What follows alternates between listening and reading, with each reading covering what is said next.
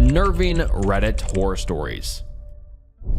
The Lady Upstairs, written by loosead723. After 36 years of living in an apartment complex, I can confidently attest that a night owl is the worst kind of neighbor. Being as lucky as I am, I had one of those moving into the apartment right above mine at the start of October. It was a lady who seemed to have an endless supply of worldly goods that all needed to be put into place the moment she moved in.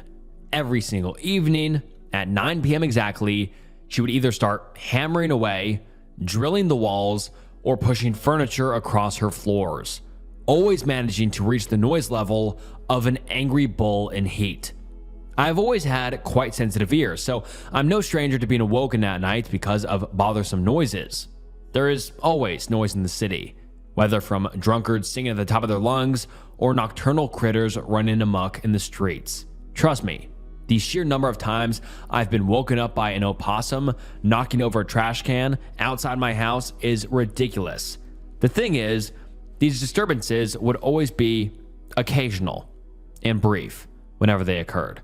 I could easily fall back asleep afterwards, but ever since the day that lady moved in, the night has been filled with constant sounds of her mayhem. The cacophony upstairs would go on every evening for about 3 to 4 days in a row. Then at some point, I would hear a large thudding sound, indicating that she had brought out yet another box full of stuff that needed to be set up. This routine sent me into a hellish cycle of exhaustion. I'd fall asleep late and wake up exhausted in the morning. I would then have to drown myself in coffee and go to work, hoping that I could get some sleep later in the evening. Don't tell me that I just should have confronted her. I didn't want her to think I was just some cranky old man. Besides, I don't really like confronting people. I've always felt awful whenever I've had to reprimand someone. I also didn't know her name, which I felt like would have made the interaction even more unbearable. I just sat on my couch, waiting for the commotion to stop. Suddenly, 3 weeks had passed, and she showed no signs of being finished unpacking. The seeds of chaos were planted as the clock struck 9 p.m. on an unusually hot evening in late October. An evening so hot that I had to have my windows open to be comfortable. The lady upstairs started toiling away, following her usual schedule. It was just as loud as all the other days. I twisted and turned in my bed, trying to cover my ears with my pillow, as I had done so many nights before. But this night was different. The heat mixed with my drowsiness and the sounds from upstairs all compiled into a thundering migraine. It felt as if my brain was swelling, trying to crack my head open and run away to escape the noise. I couldn't take it any longer. I sat up in my bed, inhaled all the air that I could fit in my lungs, and yelled, "Quiet!" My yelling was followed by a large thud from upstairs. She had just started unpacking another box. I thought to myself, I couldn't believe it. She had to have heard me. My yelling was so loud that they probably heard me all the way up on the 5th floor. I stared at my ceiling, awaiting the sounds of the troublemaker and her orchestra from hell. I waited, and then I waited some more. More time passed, but there were no more sounds coming from upstairs. Maybe she did hear me. Maybe she was finally being respectful. I felt my headache subside as I lay back down. I closed my eyes, letting my fatigue carry me towards slumber. I was completely unbothered for the first time in a long time. I rose with the sun several hours later, and I didn't have to chug half a liter of coffee to stay awake. I went to work with a smile on my face and a good feeling in my body. Everything was easier. I was happier. It was paradise compared to before. I came home that evening, hoping that the night before wasn't an exception. If only I had been that lucky. After the sun had gone down, there was activity in the upstairs apartment again. This time, though, the sounds were a bit different. All I could hear was bump, bump, bump, repeated over and over again. I couldn't place the sound. It didn't come from any tool that I know of. I was sure of that. There were irregular pauses between the sounds, ranging from about 5 seconds to 10 seconds. It wasn't just heavy footsteps, that was for sure. The spaces between them were too big. It wasn't a hammer either. The sounds were much too quiet for that. This thought process continued as I lay in my bed that night, my wary eyes fixated on the ceiling. Maybe she's tapping her foot on the floor to a song, but the sounds are not rhythmical in the slightest. Maybe she's dropping a ball repeatedly, but why would she even do that? Is she a juggler? No, that'd be ridiculous. These were but some of the thoughts rushing through my head as these sounds kept resonating in the background. It was beyond the midnight hours before I fell asleep that night. When I woke up in the morning, the noises had stopped. I assumed that she had just started working on her apartment again. Throughout the whole day, at my work and when I went home, I silently prayed that I wouldn't hear those sounds from her apartment again, even though they were less noisy than normal. There was something about not being able to identify them that just made them much more annoying. To my dismay, however, the noises had begun anew by the rising of the moon. Bump, bump, bump. Lying in my bed that night, I was gritting my teeth out of sheer annoyance. I covered my head with my pillow again, but it was no use. I could still hear the sounds no matter how much I tried to keep them out. They made me feel as if someone was constantly poking at my brain, molding it like a piece of clay. Maybe it was revenge. Maybe, just maybe, she was mad about my yelling and was doing this to get back at me. Maybe she just wanted to drive me nuts with her antics. I tried to fall asleep, but it wasn't happening. The sounds from upstairs echoed in my head, much louder than any of the sounds that had been there in the weeks before. It was pure agony. My heart skipped a beat as my phone started ringing. I cautiously picked it up, wondering who was calling in the middle of the night. Hello? I mumbled. Peterson, where the fuck are you, man? We've been waiting for you for 45 minutes. Oh, hello, sir. I'm sorry, but my shift doesn't start till... I looked towards my window. The rays of sunlight had already broken through and cast light onto my floor. Shit. Sorry, sir. I'll be there in 15 minutes. I said as I got out of bed and hung up the phone. What followed was one of the worst days I've ever had in my life. I was a walking corpse with only one thing on my mind. What were those sounds? I eventually got home and I didn't care about relaxing. Relaxation wasn't even on my mind. All I wanted to do, and all I did, was await the sounds. I sat on my couch, staring at the ceiling, and like clockwork, the commotion started back up late into the evening. Bump, bump, bump. I couldn't take it another night. It was torture. I didn't care what she thought of me anymore. I didn't care about having to scold her. I stormed out of the door and up the stairs and pounded on the door. What is your fucking problem? The sound stopped, but I wasn't satisfied. They were going to start again. I wasn't fooled. I turned the door handle and walked inside. Her apartment was cold like night and as silent as a library. I walked into the living room, and that's where I found her. She was lying on her back at the foot of a small stepladder. She lay beside the corner of a wooden table. The corner was covered in a mixture of dried brown blood and long black hairs. On the side of her head was a crater of blood, hair, skull fragments, and brain matter. Both of her arms were mangled to the bone. A swarm of flies was nesting on her body. The windows in the living room stood open, taking in the autumn breeze and wafting away any smell of rot there should have been. As I stood there, taking it all in, I heard some skittering. I stared in disbelief as a chubby little form crept out from one of the moving crates on the floor, where it had likely been hiding from all the noise I'd made. It was a possum, currently unaware of my presence. It crawled over the body and started gnawing at the hand. Every time the possum ripped off a piece of flesh, the hand was lifted into the air before subsequently dropping to the floor, producing a light bump. I haven't slept since 2023. Written by Sad or Dead. He writes great stories on Reddit, so go check out his page. And now into the story. Growing up, I had two choices in life. I could follow in my father's footsteps as a farm equipment maintenance worker.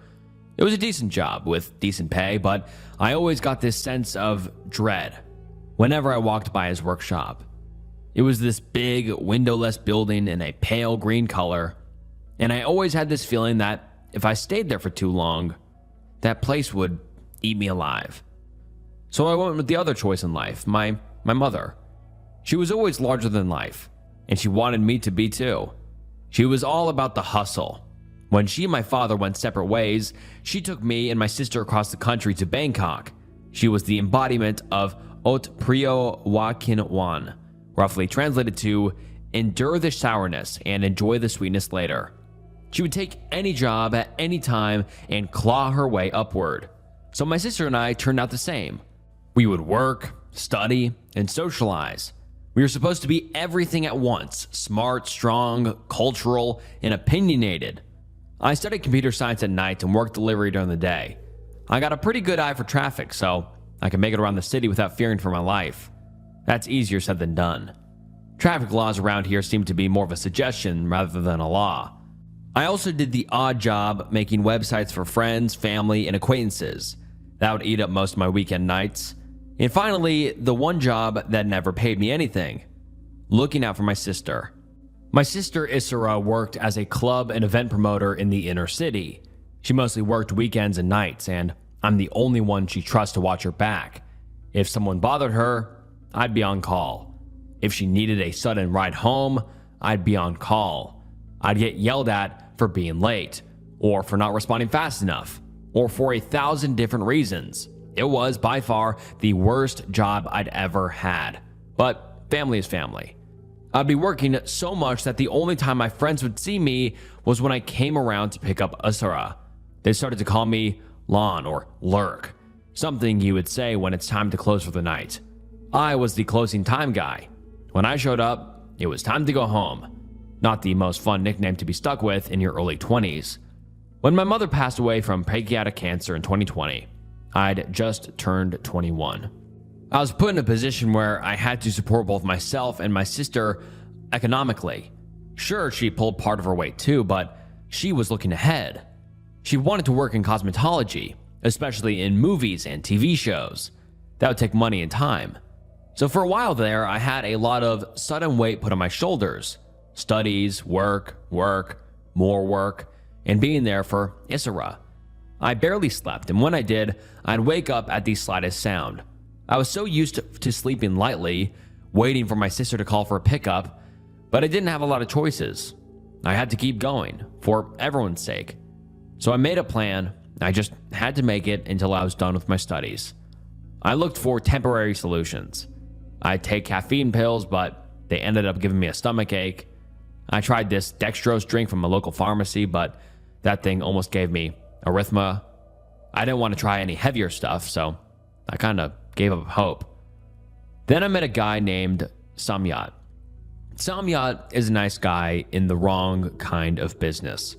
About 10 years older than me, but 30 years older at heart. To this day, I'm not sure what he really does, apart from co-managing a couple of downtown clubs. I think he buys things from places you shouldn't. Some kind of gray area importer. He was a part owner of a club where Isra worked on the weekend. The first time I met him, he was sitting outside the club with a cold beer, having a cigarette. He didn't look like the owner, so I sat down next to him to tie my shoe.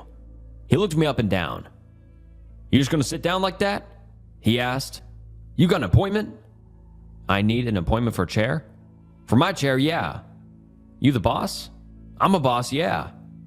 I was too tired to care, and frankly, getting my sister fired from that place would have made my life easier, so I looked right back at him. "You don't look like a boss to me." I didn't know if he was gonna hit me or hire me, but he ended up belly laughing and offering me a cigarette, so I guess I made the right choice. I would spend about 1 or 2 nights a week at Samyat's club. He'd offer me a job, but the pay was awful, and I was busy with other things. I literally didn't have enough hours of the day to work for him. I think that was for the best, though. He was a great guy to hang out with, but he must have been an awful boss. Cheap bastard. Samyat had some sympathy for me, though. I was working hard to make ends meet, and he respected the hustle. He offered me a couple of side gigs. For example, picking up leftover credit cards at ATMs. There's a kind of ATM that takes a long time for the card to come back out, so a lot of tourists think it ate them, so they leave the card behind. Samyat paid a little for each card I could bring him, so I would walk around and pick them up while waiting for Isra to finish work. Every little bit helps. We developed a good friendship. I would show up an hour or so before Isra needed to pick up just to hang out with Samyat. We'd usually talk just about movies, cars, girls, whatever came to mind. I didn't have a lot of people in my life I could just talk to about nothing. And I didn't think he did either. We'd usually end up having a beer and chew beetle nuts. They're these nuts that wrap in a leaf and chew. It gives you a pick-me-up that makes your mouth burn. It sums up Samyat pretty well. Legal, but spicy. But things took a turn when I was invited to a private party of his. See, I'd been up for 27 hours straight at that point. I've been working on a large project for my computer science class, and I've been hoping to get a couple of extra hours in at the delivery company.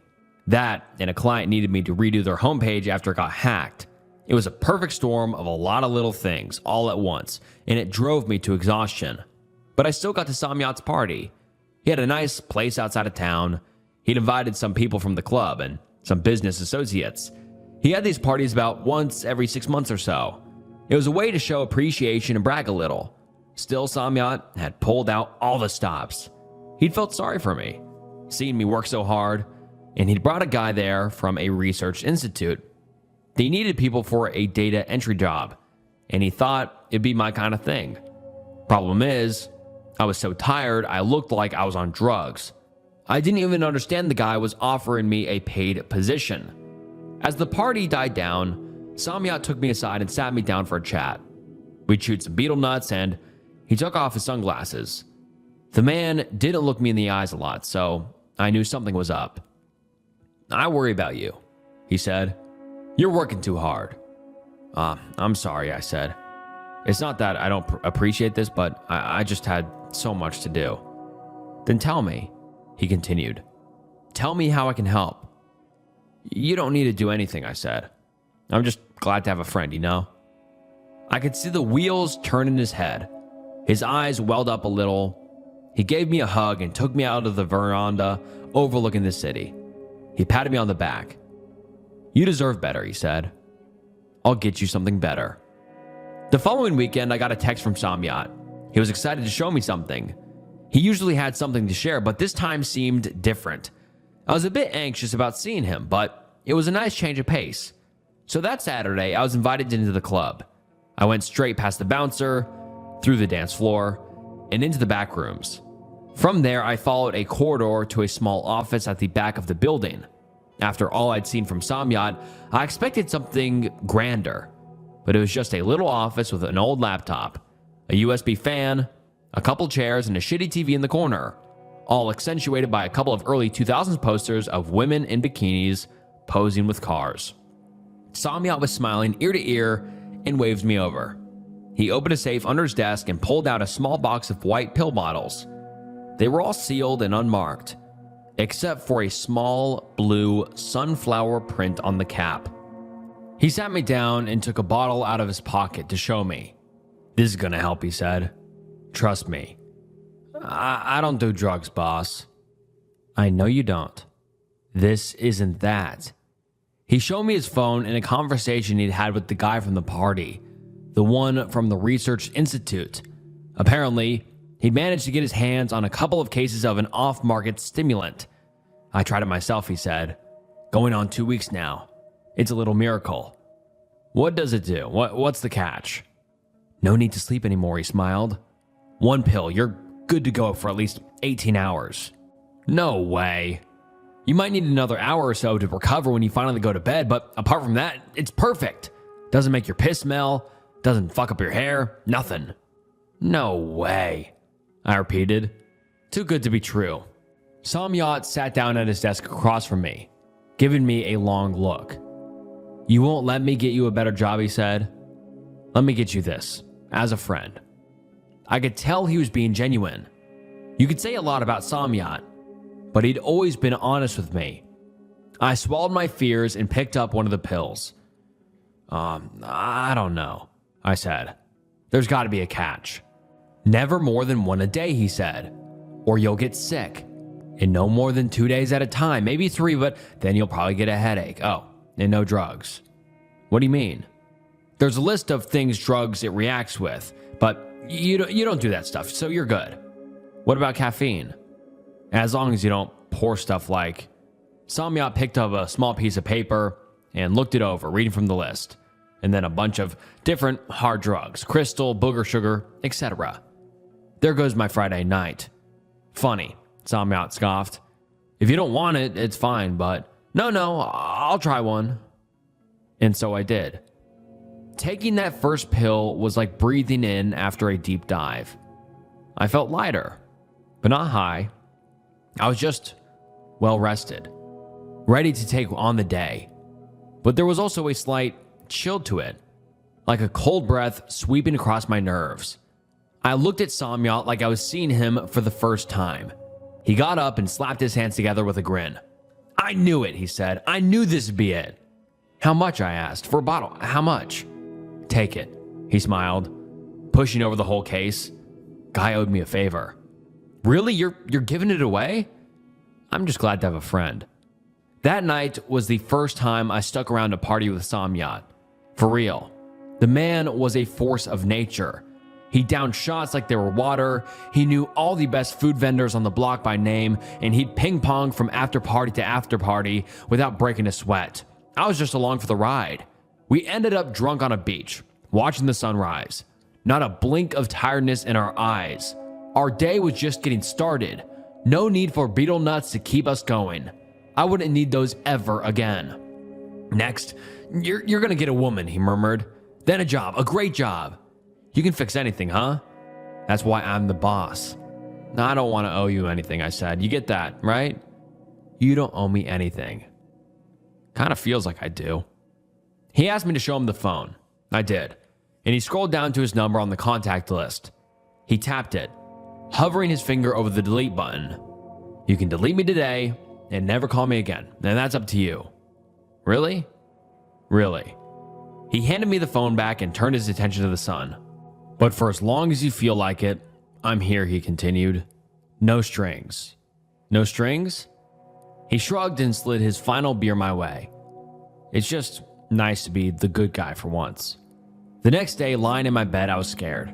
I had no idea how my body would respond.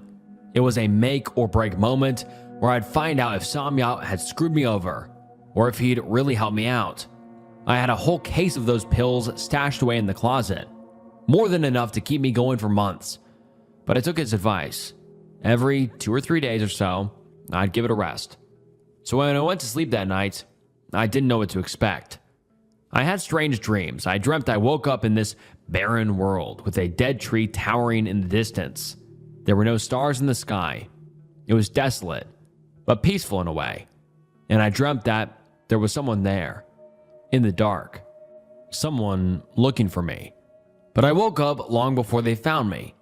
I was a bit worked up, but it was just a dream. Those fleeting images rolled out of my mind faster than it took me to make breakfast. From that moment on, I decided to give these things a go. I would rest every 3 days or so, but until then, I was constantly on the go. I could work as many hours as I wanted. I could be up all night finishing projects left and right. I never missed a call from Asira. I could keep up with demands, and I could do it comfortable, without side effects. Sure, whenever I crashed, I'd dream about that place again. The dead tree, reaching for the moon, the desolate ruins, and somewhere out in the eternal night, something was looking for me, but it never had the time to find me. I'd always wake up long before it did. It was comfortable, efficient, and I could do it all. I had time to work a little with Samyat. Not anything big, but just little odd jobs here and there. He was fair, but didn't pay much. But then again, I was making more money than I knew how to spend. I got a second chance at an interview with Samyat's guy at the Research Institute, and that time around, I nailed it. It was just a low-level data entry job, but I could do it remotely, and it paid almost twice as much as my delivery job. I had to brush up on my English, but that wasn't a big deal. Isra and I had to learn it early on in our lives. My mother made sure of it. Isra had saved up enough money for her cosmetology classes, so I got some more time to focus on other things. I invested some time in a startup app with some guys from my classes, and we made some solid progress. Overall, things looked pretty good. Weeks turned into months, and months eventually turned into an entire year. I still had plenty of pills left, and I got into a healthy routine. I slept better, I ate better, and I had so much more time on my hands. It got to the point where I couldn't imagine going back to life without those pills. Still, I couldn't help but wonder what that place in between the wakeful world and my dreams was. That place in the starless night with the dead tree in the distance. Who were the dark shapes roaming the fields of black sand, and who was out there looking at me? I wouldn't think about it too much. I chalked it up as a weird side effect, but not much else. It didn't affect my everyday life, so why should I care? Fast forward to 2023. I was co-owner of a small company. No more data entry. We had an office and 5 employees. My nickname still stuck around, but it was more or less sarcastic. I was no longer the guy who showed up at the end of it all. I was the first in line. I would plan my come downs in a way that people never noticed. I had this reputation of working around the clock, and people just couldn't figure it out. I didn't share my secret with anyone. I figured there'd be some serious consequences if those pills got in the wrong hands. My sister worked a nice job at one of the local malls.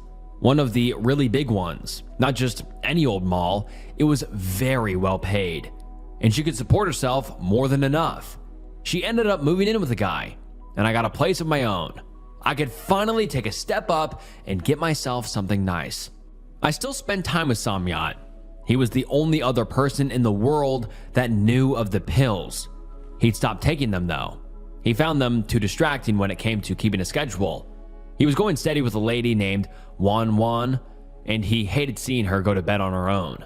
It was surprisingly sweet, and more pills for me, so win-win. In February of 2023, my sister got married. It was bad timing since I had a huge project to work on at the time. So even with all my available time, it was still not enough. So I had to do something Samyat advised against. I had to keep going for 5 days straight. Just 2 days more than the ordinary 3, but still. Now, I didn't immediately notice anything. It worked just fine. But when I finally crashed, after almost a full week without sleep, I had the most awful nightmares of my life. Not only was I back there, in that desolate space, I could feel it. The black sand creeping into my shoes. The howling of people in pain. I thought I heard gunfire too. What little vegetation lived there was twisted into a midnight blue, just like the blue sunflower on the cap of the bottle. But this time, there wasn't just something in the dark looking for me. No, it was hunting. I have this vivid memory of crawling through the sands of an old ruin, hearing something closing in. Despite the sand, it was wet, vicious. It made this disgusting sound, like a crowd of large men struggling for breath all at once. I would hear it touch its way across the ruins, looking for me, and everywhere it touched, something sizzled, like burning acid. It tried to speak. I know it did, but it couldn't. It had too many tongues, and they all tried to speak at once. Eventually, it found me. I couldn't look. I couldn't breathe. I could feel the size of it without even looking as it loomed over me. I tried making myself small, but it didn't matter. It sighed, like it had enjoyed a cold glass of water on a warm summer's day. It was so pleased to find me. And as it moved closer, I heard something dripping, sizzling into the sand. There was a powerful smell of ammonia and something akin to mothballs. It touched my arm, and it burned into my skin. It burned so bad that I woke up. And when I did, I had a burn. A coin-sized black mark with gangrenous flesh tightening the skin of the arm, stinging with every flex of my tricep. That place was real. That thing had to be real. For a full week after that, I kept feeling like I'd been seconds from death. I had a doctor check out my arm, but he couldn't make sense of it. It was an acid burn, but it behaved like a frostbite. In the end, he had to make a small procedure to remove the dead skin, but it was overall fine. I just had to keep it clean and bandaged and be prepared for a nasty scar. but that thing had been so vivid. Days later, I could still smell it. I remember this one time when I was taking a shower, when I had to turn off the water. I thought I heard something sizzling in the other room. Wrapped in a towel, I peeked through the door, hoping against hope that I was just being paranoid. This time, I was, but what about next time? I swore off the pills. I was in a good place, and I didn't need them anymore. I'd gained everything I wanted. Sure, it'd take some time to get back to a normal schedule, but I couldn't go back there. No wonder we weren't supposed to take more than 2 or 3 pills in a sequence. If I'd been there a second longer, it would have taken my whole arm. Another hour, and I'd be dead. I decided to give it all back to Samyat. By that time, he had expanded his business a bit, but he'd calmed down as a person. He was a changed man. He was engaged to Wanwan, and he was trying to turn his life around. In fact, we hadn't seen each other for some time. He was a bit surprised when I called about meeting him in his office. I met Samyat in his downtown office late one Friday night. It was a strange feeling. There were people everywhere, but I still felt like I was alone. There was this thought crawling around in the back of my head, whispering to me that if I slowed down and really listened, I could hear that sizzling acid as it burned into the asphalt. So I kept my head down and tried to get into the music, the bass, the beat of the party, but it was all just superficial. I couldn't help but think back on that thing. Every time I heard a cough, a sneeze, someone clearing their throat, I thought that was it. It found me. I could feel the squelch of it in my ear, almost like a heat. But I made my way through the club and joined Samyat in his office. I put the pills on his desk and sat down across from him. "I'm done with them," I said. "They do something to you?" he asked. "Yeah," I said. I'm just done." "All right, no worries," Samyat nodded. "You okay?" "Not really." Despite not hanging out for a while, Samyat was his usual self. He put the pills away, sat down next to me, and handed me a beer. He'd installed a mini fridge next to his desk. The damn thing made more noise than a ceiling fan. "I'm not gonna ask about it," he said. "You look like shit. I feel like shit. What happened to your arm?" "Frostbite." Samyat snorted but saw that I wasn't laughing. He opened his mouth but closed it again. Whatever had happened to me, he knew better than to laugh. Instead, he leaned over, looking worried. "Fuck the pills," he said. "You're sticking with me now, all right?" "All right." He made his best effort to keep me company that night. We had drinks, met some people, and sang some karaoke. I almost got into an arm wrestling competition with a drunk Dutch guy. It was nice, and for a moment, I didn't hear those awful noises. I didn't smell those awful smells. Later that night, I could feel myself growing tired. Usually, I would just pop one of the pills, but I settled for a classic instead. Beetle nuts. Samyat and I wrapped them up and bit down. It was nice to feel that familiar crunch and burn. It was a return to form in a way. It was the way things were supposed to be. By the end of the night, we ended up on that same bench, watching the sun. But this time, he was exhausted. He was nodding off over and over as he waited for a friend to pick him up. I was, strangely, not tired in the slightest. "Maybe you still got some of it in your system," Samyat mumbled. "Makes sense, right? I mean, bigger doses, take longer." "Probably," I nodded. "Or maybe it was the nuts." "Nah, they don't work like that. They're a kick, not a trip." By the time Samyat's friend came around to pick him up, he could barely keep his eyes open. He lumbered into the passenger seat and looked back at me one final time. "I'm getting rid of them," he said. "Don't worry, it's done. You'll be fine." But I wasn't feeling fine. Or rather, I was, but that was the problem. I went home and I still couldn't sleep. I went an entire day and I still couldn't sleep. I hadn't taken any pills for some time, but I was still up and about. I was getting worried, but I didn't know where to turn. Had I taken a pill by accident? I reached out to Samyat's contact at the Research Institute, but we couldn't talk about it over email since it was monitored, and this was hardly legal, so we decided to meet downtown later in the week. For the next few days, I was a wreck. I kept thinking about that place and that thing. I'd been up for so many days that I didn't want to think about what would happen when I returned. It would be waiting for me. I could feel it, hear it, I met the man from the research institutes in early morning. I paid for his coffee, but I didn't get any myself. He was an American in his 50s with a shaved head and a well-trimmed goatee. He hid behind a black baseball cap and wasn't much for small talk. I decided to get right to it. I explained the problem. After taking a larger than usual dose, I couldn't sleep anymore. He didn't look that surprised. That only happens when you take stimulants, he said. Didn't he warn you? I haven't taken anything, I said.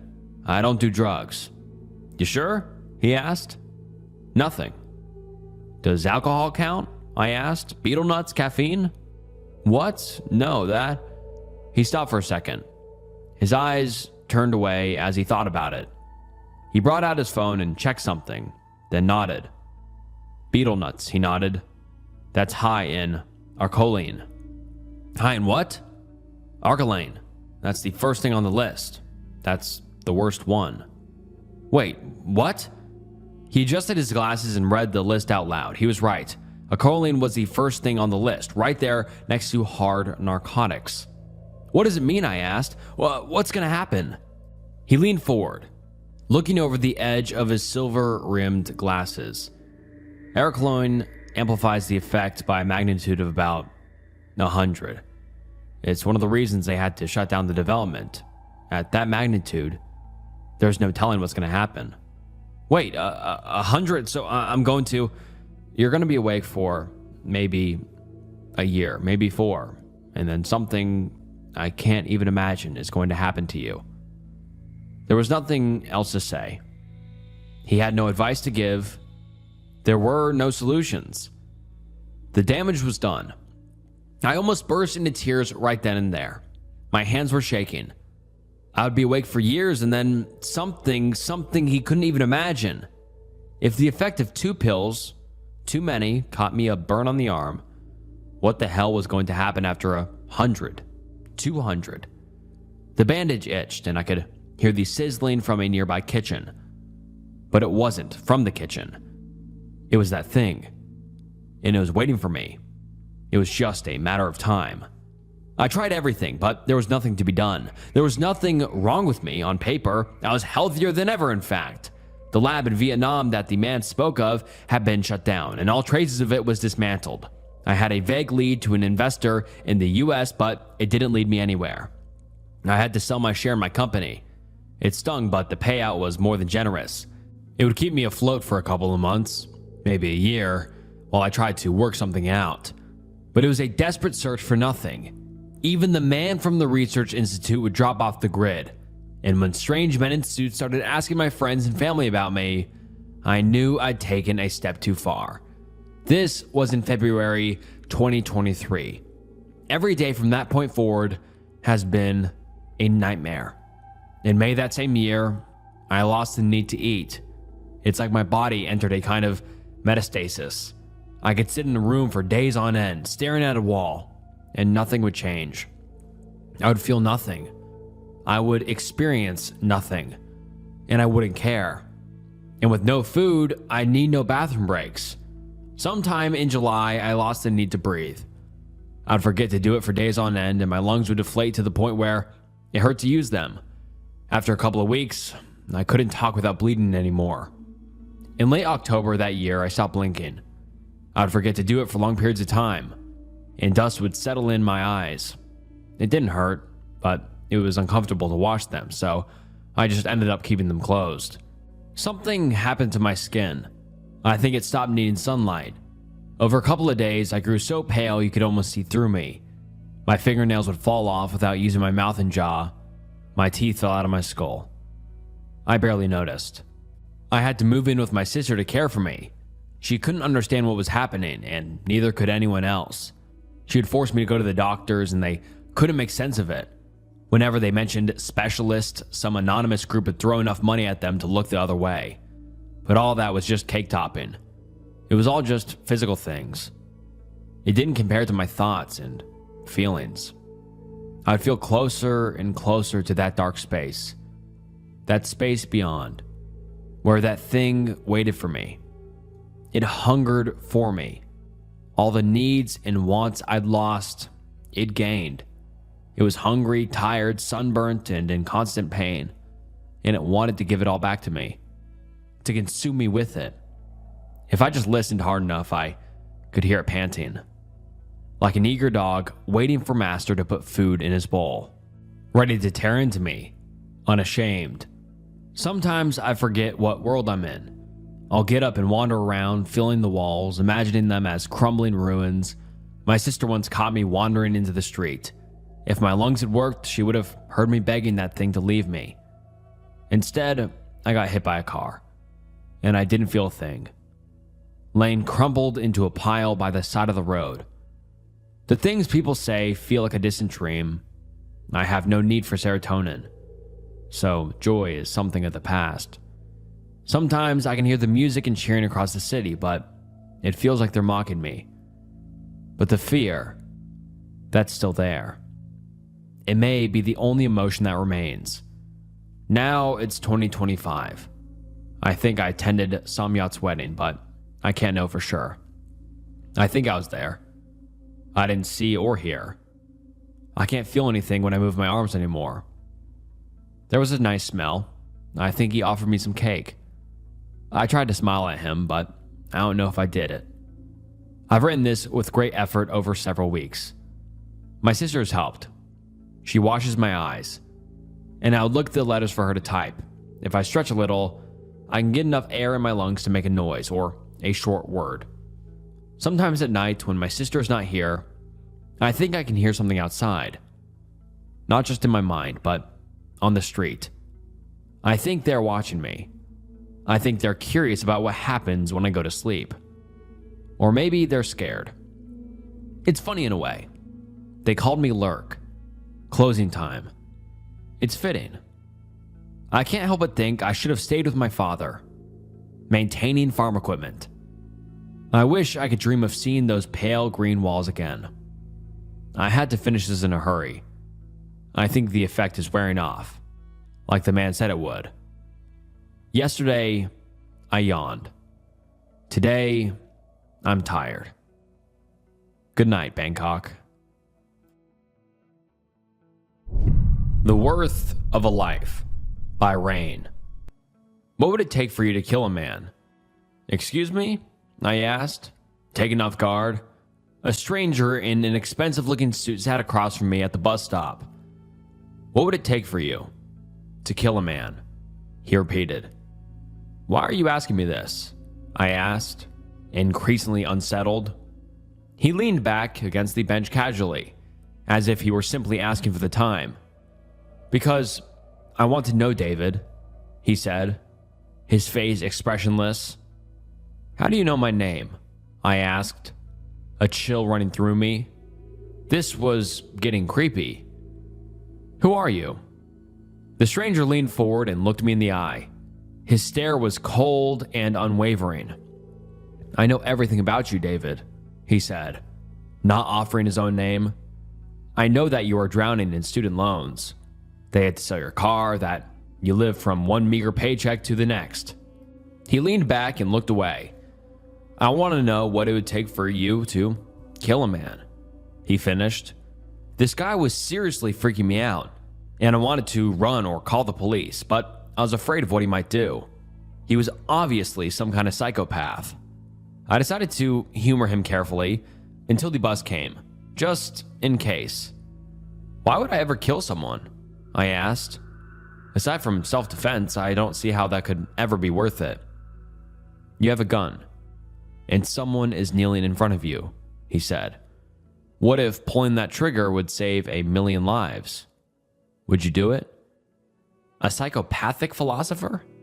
So, the trolley problem? I asked cautiously. Switching the tracks to save 1,000,000 people by sacrificing one? The stranger waved a dismissive hand. You could think of it that way, he said. But it doesn't necessarily have to be 1,000,000 people. It could be for anything. Power, money, even the cure for cancer. I never liked the trolley problem. It was always an impossible choice for me. I wouldn't be able to decide, I said, shrugging. Luckily, I'll never have to. He leaned forward again. But what if you do? he said. What if I make the power to make it happen? This guy is insane, I thought. You have the power, I asked, exasperated. If so, why not do it yourself? Why would you make a random person kill someone to cure cancer? I can't do it myself, he replied. I'm unable to directly interfere. I can only act when someone, of their own free will, and by their own hand, provides me with a soul to do so. I leaned back and crossed my arms. Prove it, I said. Prove that you have the power to do this. Like I said, I'm unable to act, he said. However, I can tell you that when you were 10 years old, he found a frog in a secluded field. You named him Jim.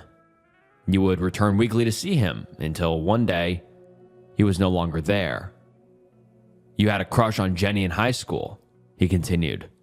You still think about her. You want to call her, but keep putting it off. You're planning to visit your brother's grave tomorrow, he said. 2 days ago, a conversation with a coworker reminded you of him. You were going to buy flowers later today from the florist on 7th Avenue. Is this satisfactory? The stranger asked. I sat there, frozen in shock. I had never told anyone about any of that. Ever. No one knew but me.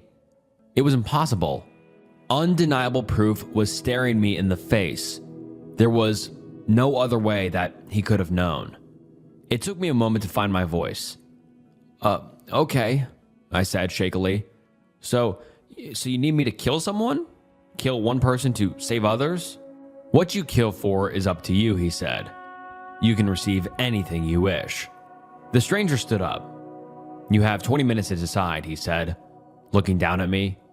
You will never have this opportunity again. Think carefully. He turned and pointed. In that alley, where I am pointing, he said, you will find a man.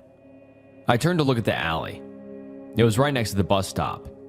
He continued, you will also find a gun. State your desire loudly and clearly before pulling the trigger. He lowered his hand and turned to leave. Decide what you kill for. Decide the worth of a life. The stranger started walking away. Remember, 20 minutes, he said, his voice fading. Will you pull the trigger? I looked at my watch, then slumped back on the bench, overwhelmed.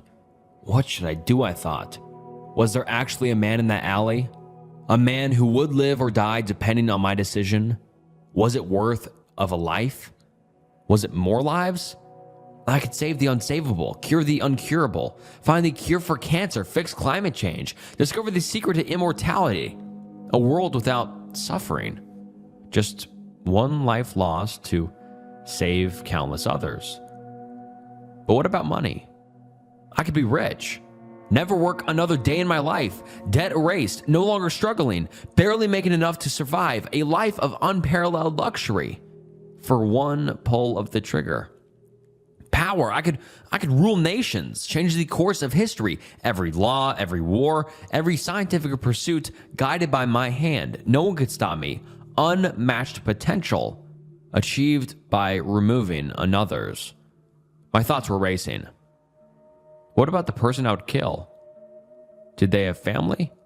Friends? Were they like me? With their own hopes and dreams? Their entire life gone with one bullet. It would be my fault. It would be my decision that they should die. Their innocent blood would be on my hands. Forever. 15 minutes had passed. Do the ends justify the means? Should I kill them? Or do the means justify the ends? Should I let them live? I kept looking at the alley.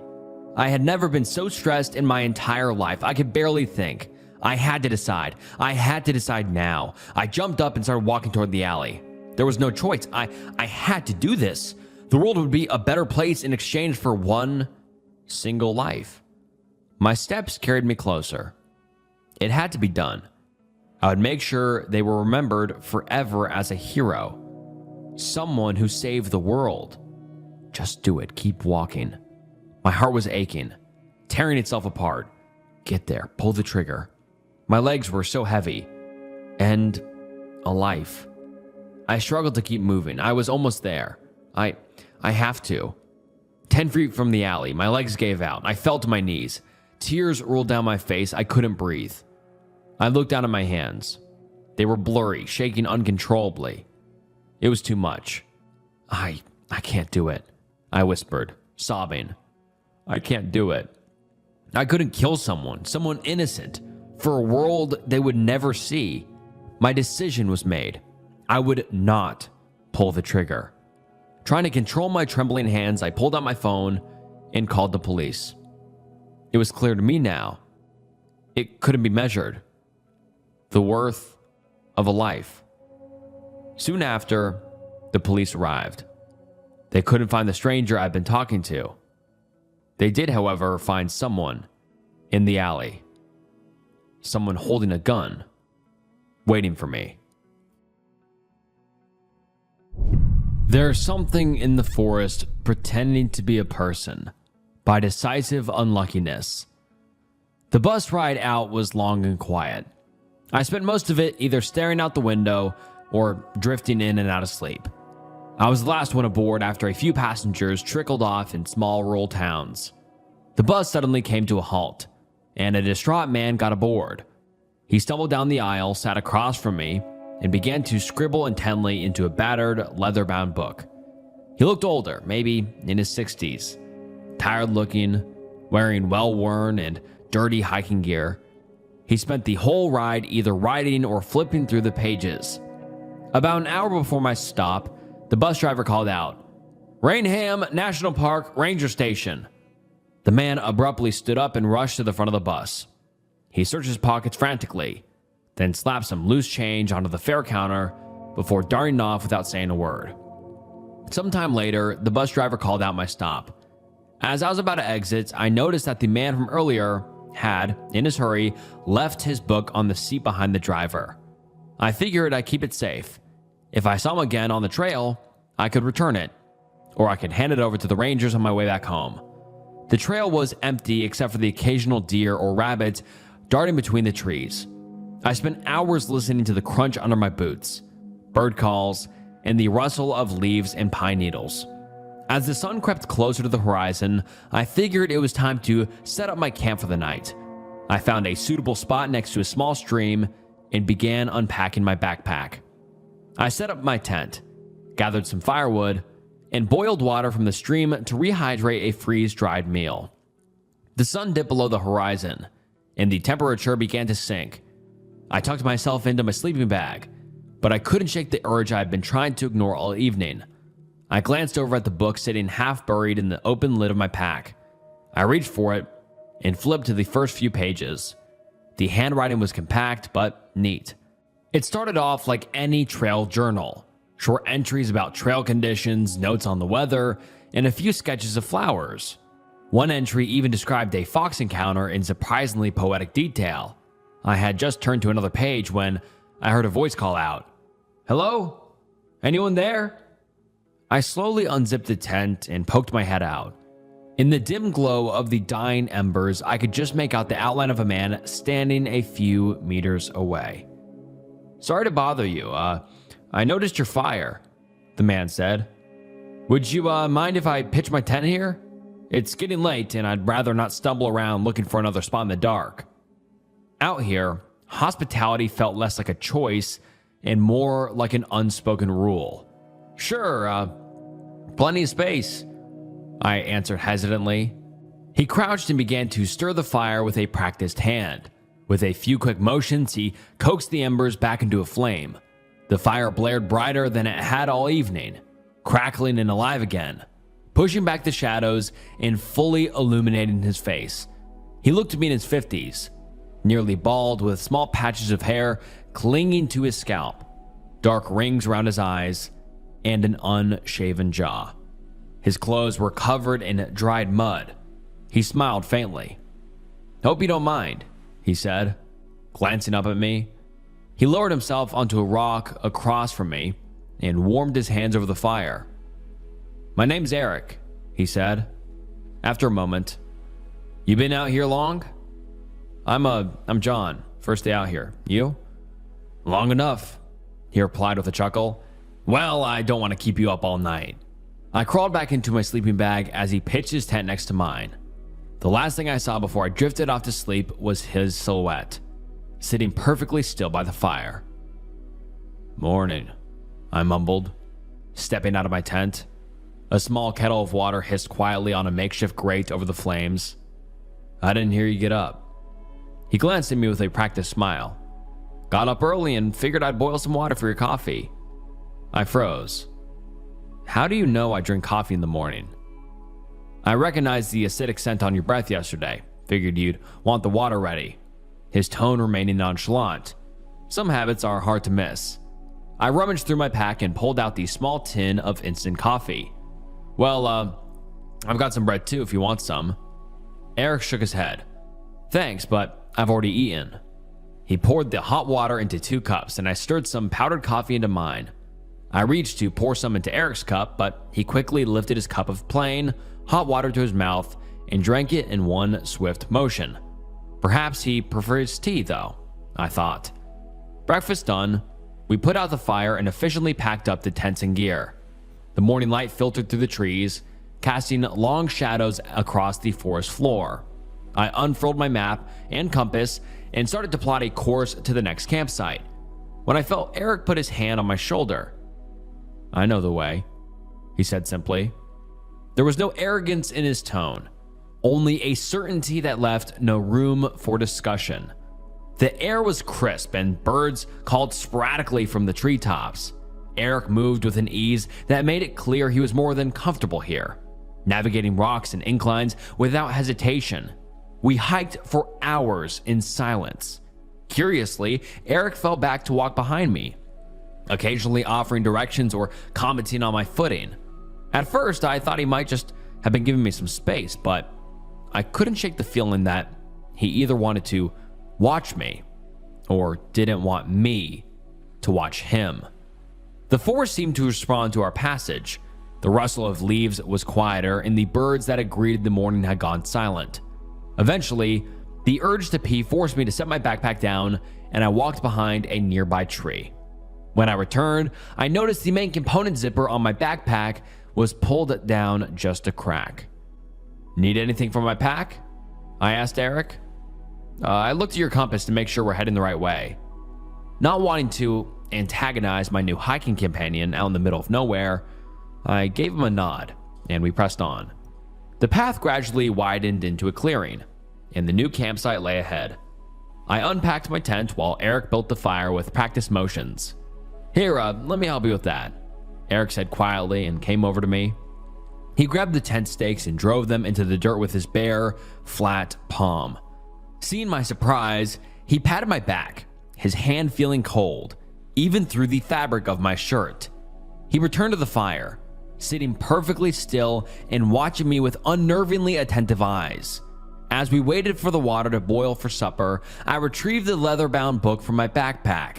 As I flipped it open, I noticed Eric's eyes slightly widen, a flicker of recognition that vanished as quickly as it appeared. He shifted back into his usual posture, hands resting on his knees, and fixed his gaze on the flames. Settling back against a log, I flipped to where I left off that evening before and continued to read. October 4th, 2025. We made good time to the first campsite, arriving well before sunset. A great start to our 5-day loop. Clear sky, light wind from the west. A gunshot woke me up after midnight. Eric's bag was empty. I called for him and received no response.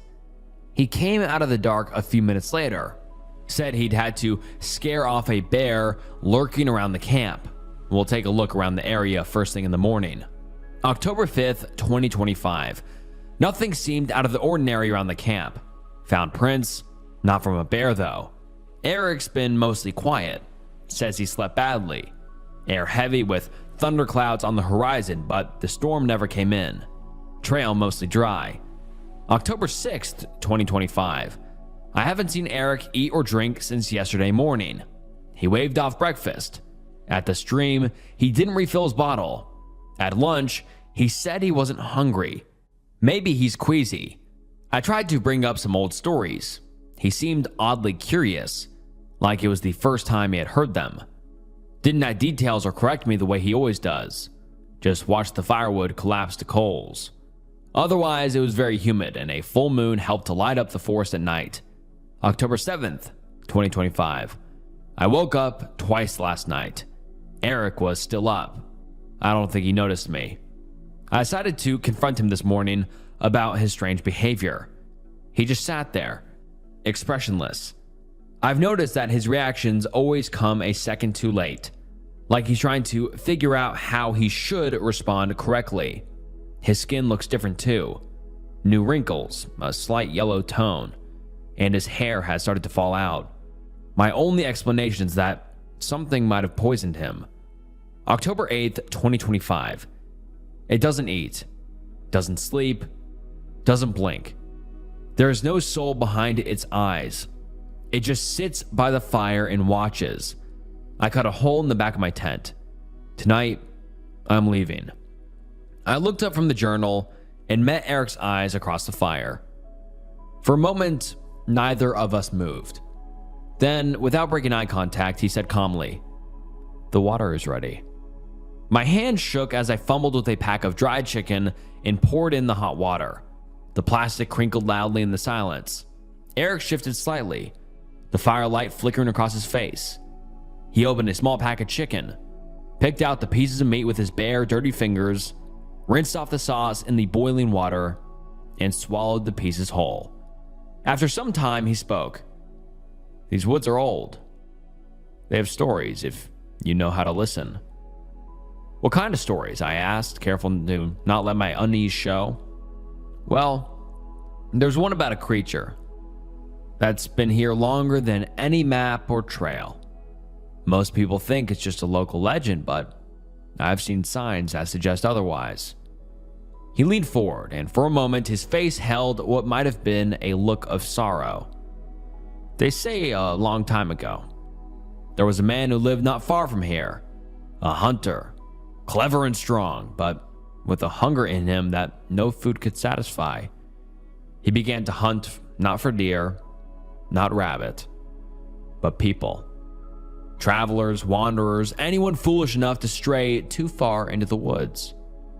He ate their flesh, wore their skin, and thought himself above the laws of men. For his crimes, God, or maybe something older, cursed him to walk the forest forever, never resting, never belonging. To torment him further, they say he was given a gift. He could take the shape of any man or woman and wear any face he desired.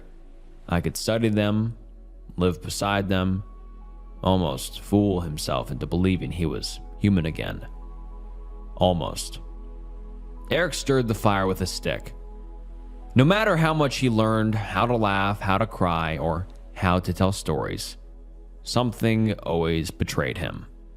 His reflection came back wrong. His eyes were void of a soul. And when people noticed, when they looked too closely, well, he had to feed. He paused, letting the silence fill the clearing. They say he still walks these woods, listening, learning, hoping that someone will mistake him for a human. Yes, spooky story," I muttered, no longer able to meet his eyes. My mind raced. Should I make a move, bolt into the forest and risk being caught in the dark, or stay and act like nothing had changed? Every instinct screamed to run, yet my body was frozen in place like a statue. I studied the features of my companion, and with every glance, my stomach twisted tighter. His skin was pale and patchy, loose in some places, and stretched too tightly over bone in others. Yellowed with hints of purple bruising around his neck. It looked as though it had begun the early stages of decomposition. Even his breathing seemed off, shallow and deliberate, as though he were carefully measuring the amount of air in each inhale. And yet, I had been blind to the truth, staring me in the face. I curled my hands in a fist to keep the shaking from showing, forced myself to breathe evenly and to keep my expression neutral. My mind raced to find the right words, a way to break the tension. I rubbed at my eyes, feigning a tired yawn, and muttered something about turning in early. hoping that my voice didn't reveal the dread that had solidified inside me. Just as my mind had started to pick apart the inconsistencies of his disguise, I couldn't help but wonder if he could do the same to me. I slipped into my tent and pulled the zipper closed with slow, careful hands. My fingers shook as I unfolded the map, the paper crackling far too loudly. I traced the lines with a finger, estimating the nearest road at just over 40 kilometers away. The problem was, I couldn't even be sure of our location. Having followed Eric's lead the entire day, it was also a day's trek in daylight, let alone in the middle of the night, but it was the only chance I had. Essentially only flashlight, compass, map, knife, water bottle, protein bars, matches, and the journal.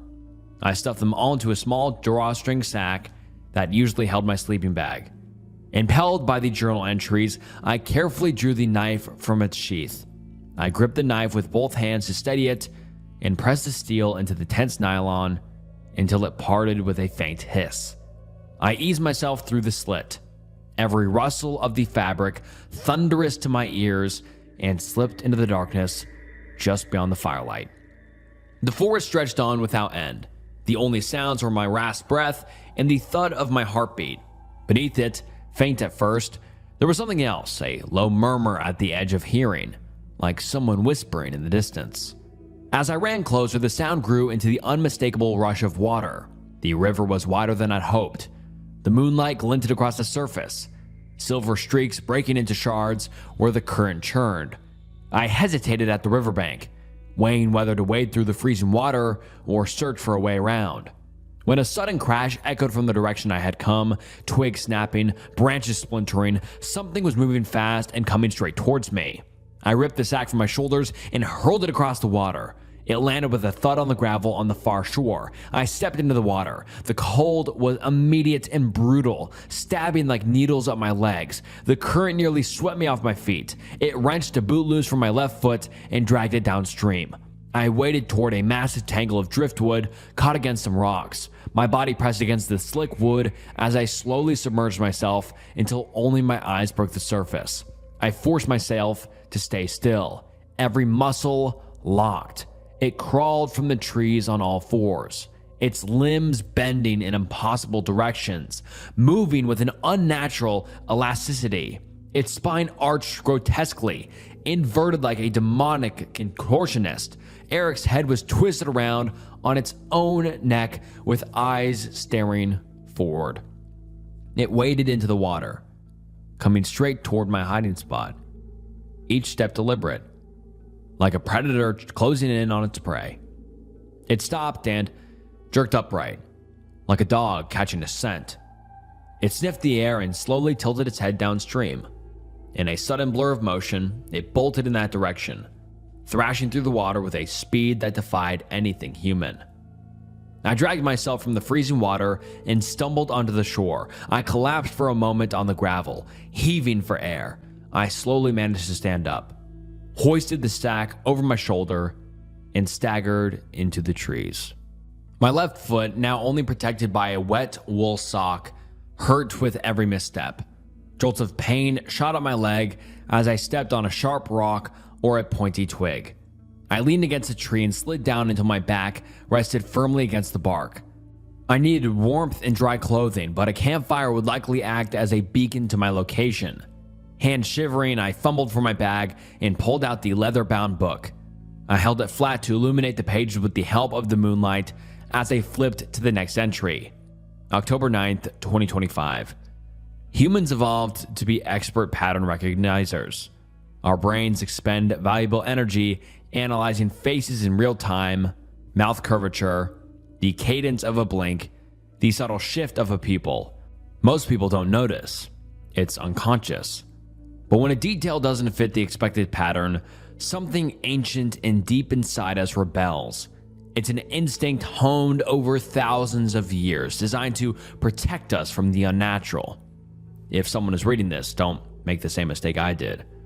It has spent centuries perfecting its disguise, because it craves the only thing it can never truly be: a human. Don't break the illusion. Not for a second. Not even in your thoughts.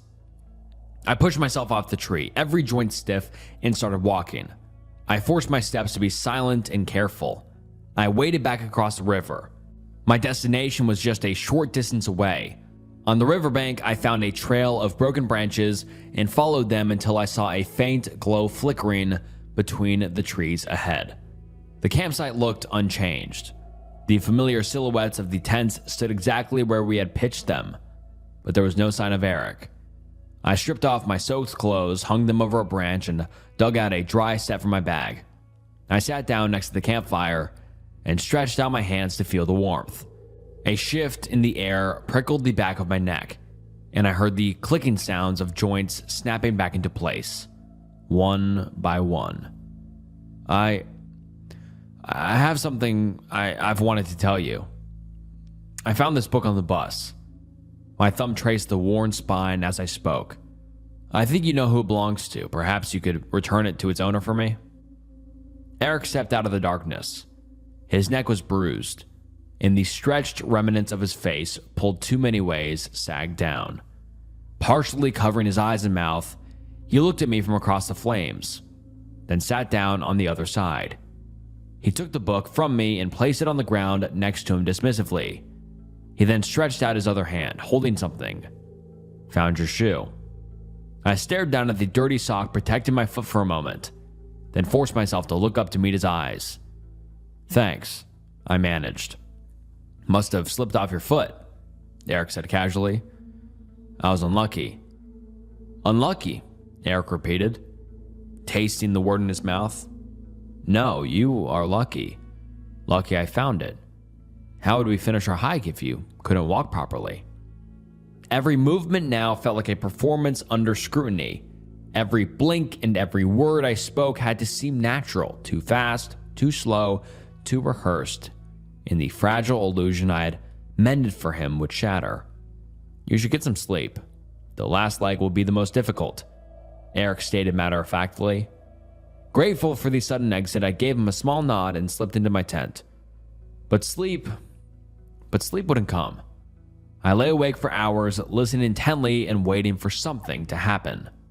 Morning soon arrived, and I emerged from the tent to find Eric exactly where I had left him, though something was different. The item that had kept me alive was gone. As we packed up the tent for the last time, I spotted the now blackened and gray remnants of leather and paper in the fire pit. The trail was uneven and littered with slippery rocks, wet from overnight dew. Concentrating on each careful step gave me a brief mental reprieve from the predator I could feel stalking just a few paces behind me. As I stepped out of the tree line and onto the road, the footsteps behind me abruptly disappeared. I turned and looked back into the dark woods I had spent the weekend trapped in. The only traces of him were quadrupedal prints pressed into the dirt beside my own boot prints. My mind replayed every moment of the last few days like a nightmare I couldn't shake as I waited for my ride home. The bus rumbled as it pulled away from the stop. I leaned back in my seat, the window cool against my temple, and let out a slow breath. After a while, I slipped a hand into my jacket pocket and felt something dry and brittle. Charred scraps of paper rested in my hand. The edges were blackened and fragile, but the writing was still legible. I took out my phone and opened a blank note.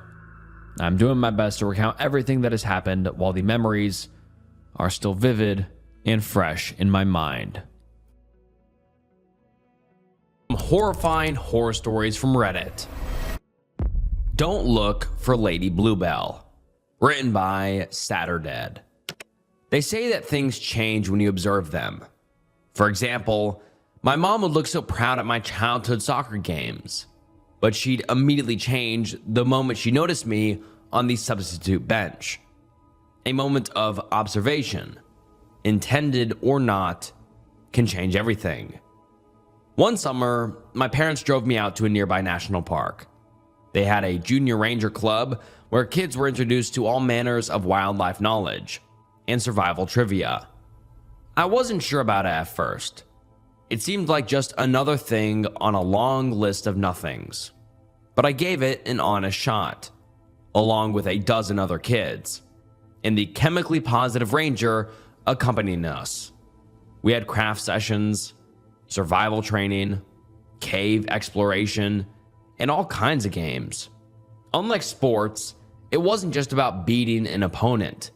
This was about cooperation, to work together. Seeing us all work towards a common goal changed something in me, brought out something good.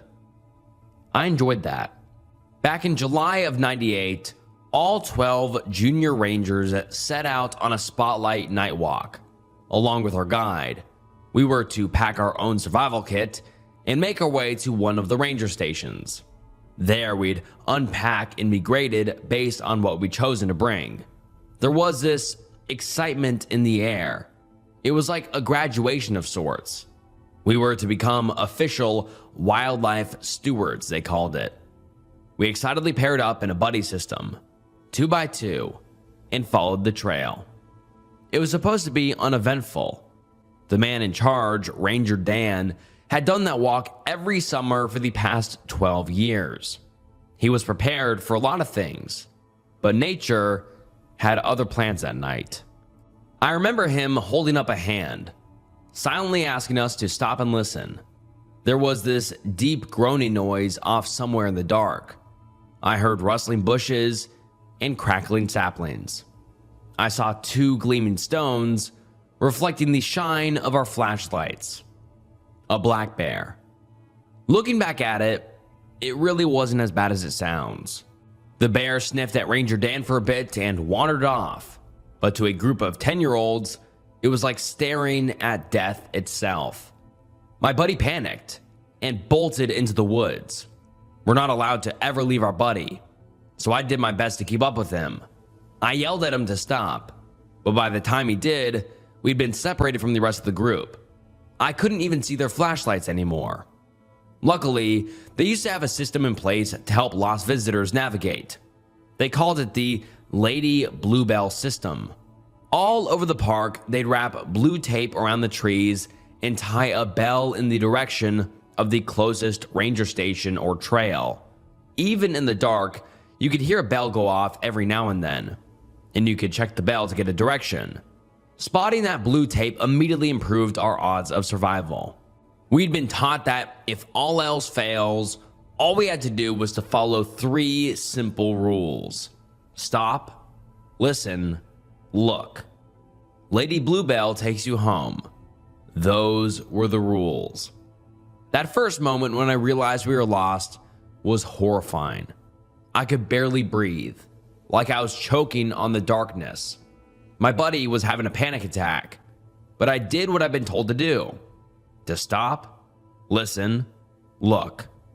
Lady Bluebell would take me home. And I swear, not only did I hear that bell, I saw her. A tall woman in a blue dress off in the distance. A sun-tanned arm pointing us in the direction of the trail. Long, dark hair framing a brilliant smile. A warm presence in the dark of night. Maybe I remember it wrong. Maybe she wasn't really there. But I think she was. My buddy and I were probably lost for no more than 20 minutes. We made our way back to the trail. Not long after that, we spotted flashlights in the distance. The rest of the night was nothing but praise from Ranger Dan, all the hot dogs we could eat, and scary stories told by a roaring campfire. I never told anyone about seeing Lady Bluebell. Not a living soul. My mom thought that night would be the end of my interest in the Junior Ranger Club. That it'd scare me away. But strangely, it had the opposite effect. I had used what I'd learned to survive to win. And this wasn't just winning a game. This was winning at life itself. I'd faced real, actual danger and lived to tell the tale. That's when I knew I wanted to be a park ranger. I got my Bachelor of Science in Forest and Natural Resource Management from MSU, worked a few different jobs, took a sabbatical, and ended up with a position at the Minnesota Department of Natural Resources in 2009. Nowadays, I'm the one running the Junior Ranger Club. Ranger Dan retired back in 2018, but still volunteers for the club in the summer. I've acquainted myself with the area for over a decade. I'm confident when I say that I know my way around.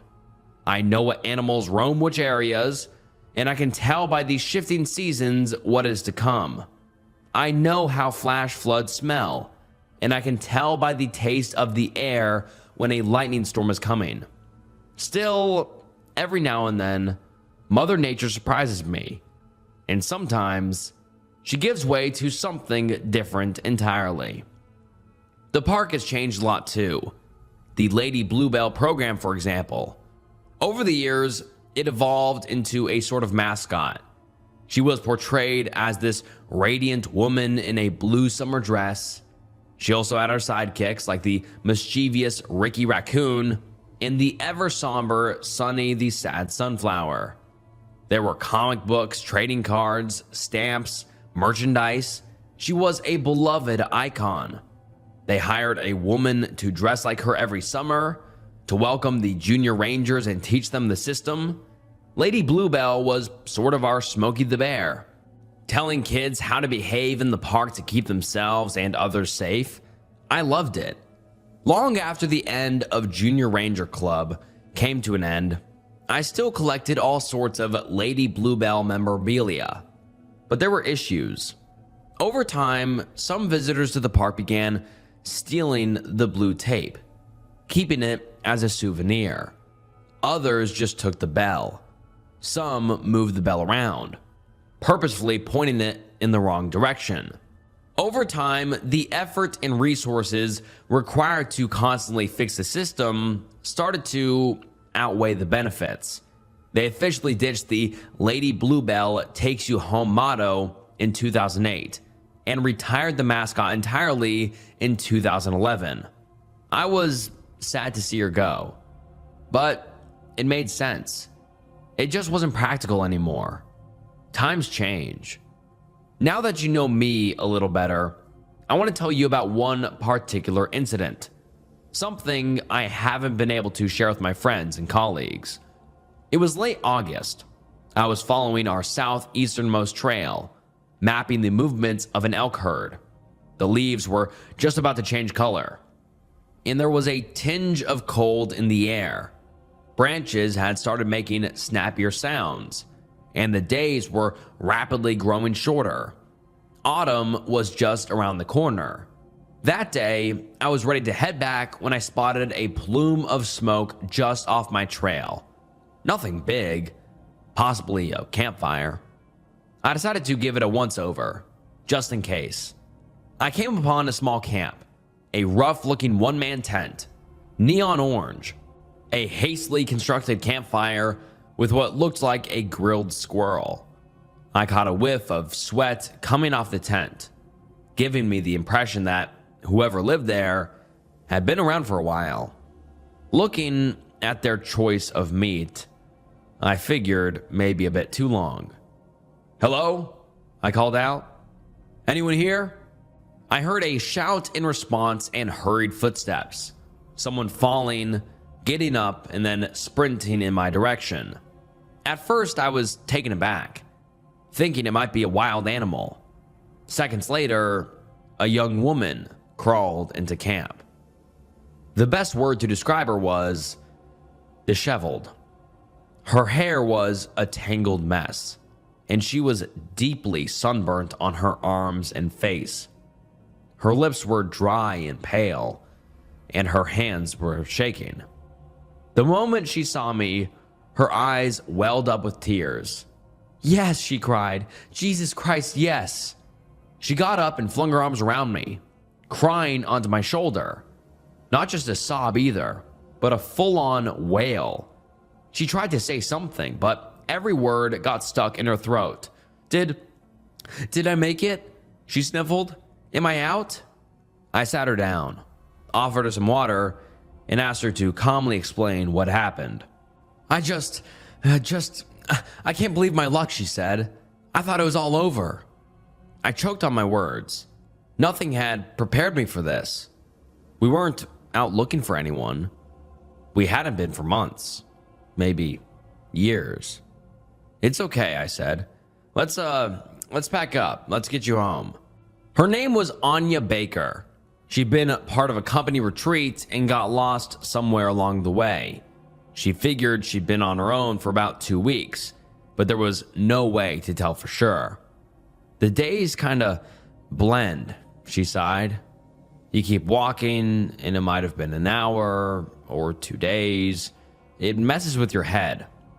She was malnourished and dehydrated. I didn't think she had the strength to make it back. The closest ranger station was quite a way off. I asked if I could help her carry something, but she brushed me off. I got this, she insisted. Please, just get me home. We got back on the trail and started making our way back. I took out my radio to call it in. I used to come here all the time, Anya said. Never thought I'd get lost. It happens to the best of us, I smiled. You made it. That's what counts. I thought I did it right. I stopped, listened, and looked. Followed the bells. All of it. We don't do that anymore. I figured. I told Anya about how the Lady Bluebell program had been discontinued for over a decade. I complained about the sabotaged bells, the stolen tape, and all the stupid things that tourists had done over the years. Frankly, I found it strange she'd found any bells at all. I hadn't seen them for years. But there were more immediate concerns. I'd never had trouble with my radio before, and now it was dead as a doornail. I brought out my backup batteries, but the radio stayed silent. Still, Anya was in better shape than I'd anticipated, so I figured we'd make it back by nightfall if we kept a good pace. About 200 feet down the trail, something started to feel wrong. The trail should have turned by then, heading west. Instead, it kept going north. Looking around, I couldn't see any of the usual landmarks. We continued for another 10 minutes, only to see the trail suddenly stop. Not slowly disappear into the moss, but stop altogether. There were no trails like that. Not on that hike. Not for as long as I'd been there. I wasn't taking any chances, and there was no point dwelling on it. The radio was busted, so I picked up my flare gun. It was only one shot, so I had to make it count. I aimed up, asked Anya to step back, and fired. The light soared into the sky with a whoosh, bathing the treetops in an intense red glow. Those things are louder than you think. It's nothing like the movies. Now we sit tight, I said. They can't find us if we keep moving. So we buddy up, Anya smiled. That's what you're supposed to do, right? That's right, I nodded. You a junior ranger? Anya made herself comfortable on a log and took a swig from my canteen. Lady Bluebell takes you home, she sighed. She shook her head and handed back my canteen. A twinkle in her eye came and went. Not anymore, it seems. We stayed out there for hours. We shared a protein bar, and Anya helped me set up a campfire. To my surprise, there was a stream nearby. There wasn't supposed to be, but there was. We boiled some water, refilled my canteen, and made ourselves comfortable. It could be hours before someone got to us. It didn't take long for the sky to turn black. I figured no one would find us in the dark, so we set up camp. Anya had her tent and I had a hammock. We both went to bed early, but I couldn't get any sleep. My new buddy was out cold though. I guess the excitement of seeing another person for the first time in weeks was enough to wear her out. I, on the other hand, was anxious about not finding my way back. It didn't make any sense. I'd walked that trail 1,000 times. Somewhere in the space between the waking world and an uneasy sleep, I remember thinking about Lady Bluebell. Her 3 rules were simple: stop, listen, look. First, to stop, so you don't get more lost than you already are. Second, to listen. The sound of the bells usually travels much farther than the sight of the blue tape. And the third rule, to look, was a reminder to identify which way the bells were positioned. I remember thinking that we'd already done the first part. We'd stopped. A part of me wanted to listen, like I'd done back when I was a kid, to hear that bell and find my way back. As sleep faded from my mind, my eyes drifted into the dark. I noticed a strip of blue tape wrapped around a nearby tree. Strange that I hadn't seen it before. Maybe it wasn't there until I started to look for it. Anya was awake long before I was. She'd heated up a bag of chickpeas from my bag and sliced up some salami. Simple stuff, but all you needed to keep going. I went to refill the canteen again, but couldn't find my way back to the stream. Realizing it just wasn't there anymore made my blood run cold. I wasn't used to doubting myself. I knew these woods like the back of my hand, and suddenly it felt like I'd found an extra finger. None of this made any sense. I checked my map and double-checked my compass. There was nothing even close to a landmark in our vicinity. There were no obvious elevations, lakes, or rivers. I was running out of options. It took me a moment to realize that Anya was staring at me from across the campfire, having picked up on my anxious fiddling. She gave me a reassuring smile. "I saw her once, you know," she said, "back when I was a junior." "It's not uncommon," I added. "Lots of kids think they see her." We all made her up in our minds, trying to convince one another that she was real. "No, I mean, I really saw her. Dress and all, tall as hell." Anya finished up her last spoonful of chickpeas. "I was out fetching firewood. I wasn't even lost. She just stood there, looking at me. Shadows can play tricks on us." "No, see, that's the thing," Anya laughed. "It was the middle of the day." We waited all day long, morning, afternoon, and long into the night. Still not a soul to be seen. No flares going up, no sounds in the distance. It was just me, Anya, and miles of forest. A forest that should be familiar to me, but somehow wasn't. We decided that, come morning, we would make our way back on our own. Heading straight north should bring us to one of the main trails, no matter our approaching angle. I couldn't bring myself to tell Anya that I, too, had seen Lady Bluebell. After all these years, I still couldn't believe it, even though it'd been just as clear as the way Anya just described it. That night, I stayed up listening to the howling wind. I tried to ignore it, but I couldn't. I couldn't help but listen. And the more I tried to avoid it, the more I heard it.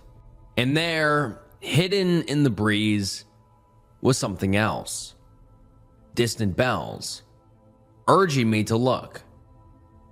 To look for Lady Bluebell. The next day, we packed up and got moving. Anya was much better off than when I first met her.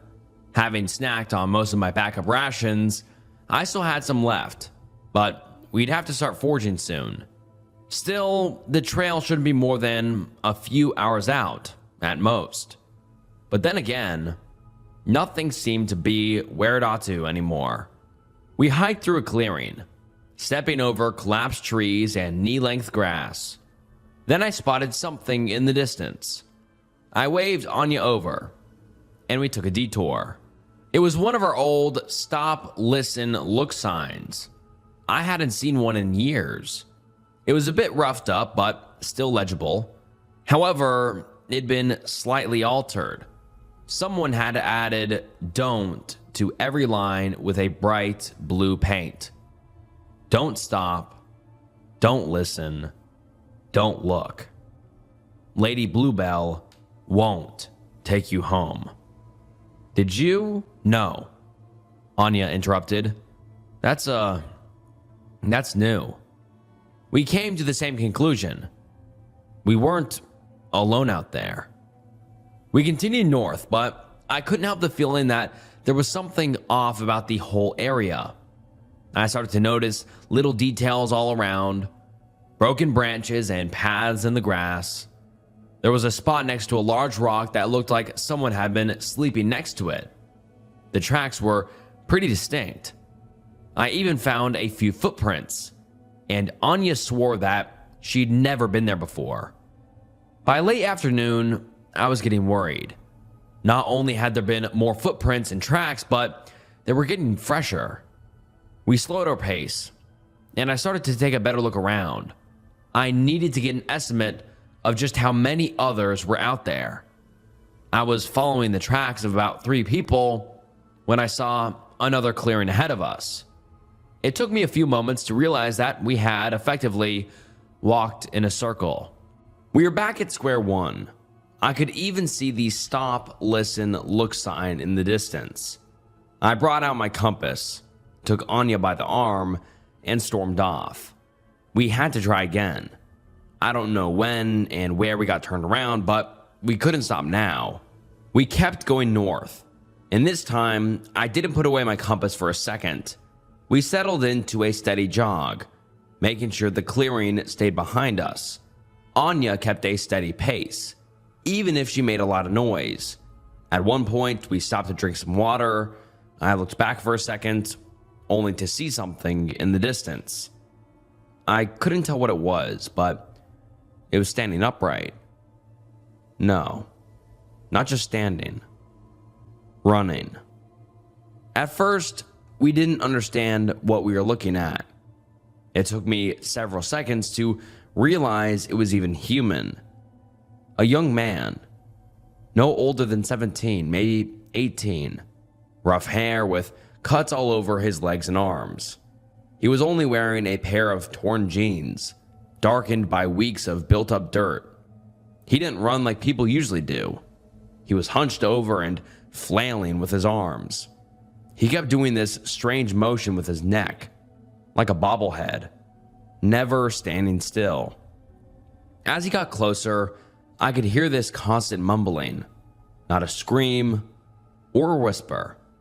It was like he was trying to maniacally force little words into every exhaled breath. I couldn't hear what he was saying. I only understood that it was repeating. Anya backed away, but it was clear that he was heading straight for us. That's when I noticed the sharpened flint in his hand. Before I realized what was about to happen, he charged at us. He went for Anya first, but she was too quick for him. As she ducked behind a tree, I moved to intercept. I grabbed my camping shovel from the side of my backpack and took a wild swing. As our attacker turned to face me, my swing clocked him right across the side of the face. There was a deeper cut than I'd anticipated, severing parts of his ear. He reeled back and fell over. He struggled to regain his balance, but the head trauma made his eyes spin. His mouth kept opening and closing like a fish out of water, forming these same words over and over again. Don't stop, don't listen. His eyes locked onto mine. His pupils widened as a shiver worked its way into his voice. Shaking his head, a tear escaped him. Don't look, he quivered. Don't look. His eyes flicked to something off my side, a piece of tape, hanging off a broken tree. As I tried to assess his wound, he burst into movement. No longer able to run straight, he toppled over into a bent-over gallop, bracing himself against trees and stumps as he fled in panic. I heard branches snapping long after he was out of the sight. Anya just stood there, frozen. I tried to put my hand on her shoulder, but she reflexively slapped it away. I could see she was on the verge of hyperventilating, barely holding on. Just give me a second, she said. Please. After that, we slowed down. I kept hearing noises in the distance, mumbled words and snapping twigs, and sometimes, when there was a sudden gust of wind, there'd be bells. Sometimes one, sometimes several. But we stayed the course, moving north. As night fell, I realized that I didn't want to stop. Whenever I stopped, the sounds would get louder. The bells would get closer. Whatever lurked in the dark seemed to gain on us. Even though nothing leapt out at us, and there were no more attacks, I had this constant sense of unease, like sleeping in gasoline right next to a wobbly candle. Anya wasn't faring much better. She sat next to our campfire for hours, slowly rocking back and forth. Sometimes I'd see her snapping her head in one direction or the other, as if reacting to a noise that only she could hear. I twisted and turned for hours, barely keeping my eyes shut. It felt like the night would never end. The more I thought about it, the slower time seemed to move. I remember staring up at the night sky, waiting for the moon to come into view. It never did. Anya told me she would wake me up before going to sleep so we could take turns keeping watch. It didn't do me much good though. I was just as awake as she was. I got about an hour's worth of sleep, all in all. Anya didn't get any. She didn't even bother to set up her tent. When I finally got up, it was still dark out. I checked my wristwatch, but it stopped just before midnight. Anya was still up, staring into the cinders of the campfire. We had plenty of firewood, but she just couldn't be bothered to put them on. I got up from my hammock and stretched. It's been more than a couple of weeks, said Anya. Time stopped making sense long ago. What was the last date you remember? Late July, I think? That's not too bad, I smiled. Just a couple of weeks out. I dug out the remaining salami from my pack and cut me a slice. I sat down across from her. At the other end of the campfire, I put a log on and watched the fire crackle back to life. Then something whispered in the back of my mind. An obvious question that I hadn't considered. Up until now, it'd been too absurd to ask. What year? Anya and I locked eyes. I could see the stark realization boiling in the back of her mind. I repeated the question. What year, Anya? Who's the president? She didn't respond. Something cold crawled up my spine as a thought settled. I didn't know who the hell was sitting across from me, or what they'd really seen. Where were we even going? We should pack up, she said, breaking the tension. It's still dark out. Sometimes it stays that way for a while. As Anya packed up, I felt deflated. She was holding something back. If we were to make it out, in any capacity, we needed to work together. Follow the buddy system. Anya, you're not making any sense. Sometimes it stays dark. She breaks the rules to keep us here. What are you talking about? I've been here so long that I don't know what's real anymore. I thought I could trick myself into forgetting, but she won't let me. She's there. She's always there. I didn't say anything. Anya kept pacing back and forth, scratching the back of her head. I wrote the damn sign, she growled. Because when you stop, she's there. When you listen, you hear her. And when you look. Anya grabbed my shoulder and turned me around. When you look, there she is. At first, I didn't see anything. Maybe I didn't want to. But there was that gnawing doubt in the back of my mind, something in my reptile brain telling me I was looking for something. Slowly, the shadows twisted. They bent out of shape, forming something new. With every blink of my eye, a picture created itself in the distance. A vague silhouette of a bone-thin woman. A few tufts of hair clinging to a decrepit scalp. a broken jaw hanging like a loose thread, swaying back and forth with a sudden breeze. A sour smell wafted my way, coating my tongue with a spike of ammonia. And of course, there it was. Her signature blue dress, assuring to one and all that there could be no mistake. Lady Bluebell. Anya, what is... I looked back, only to see Anya backing away. She was packed and ready to go. She'd taken my canteen, and I could see my pack lying next to the campfire, wide open.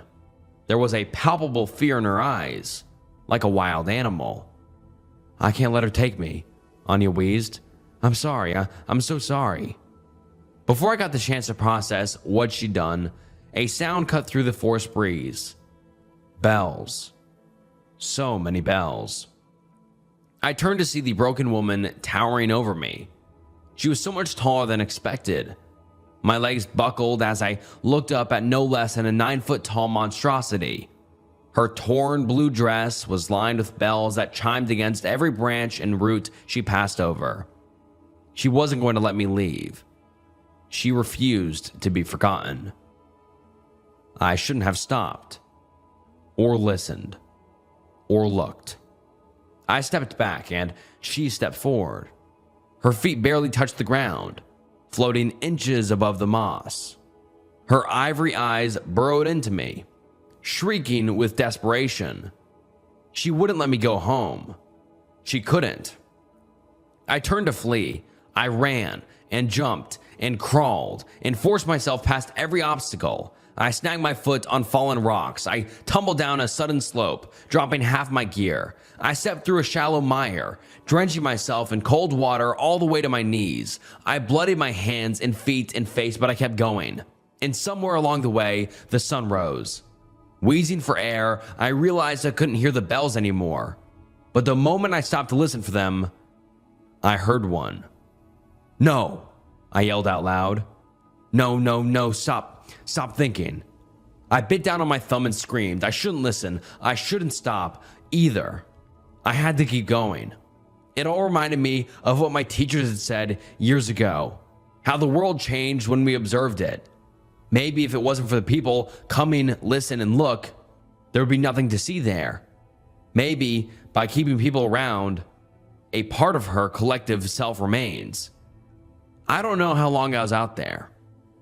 At least a couple of days. I kept moving, stopping only for short bursts of rest. Sometimes I'd dream of bells, and I'd wake to hear them. The slightest thought of Lady Bluebell drew her to me like a moth to an open flame. I'd heard the bells long before I saw her, but one would always accompany the other.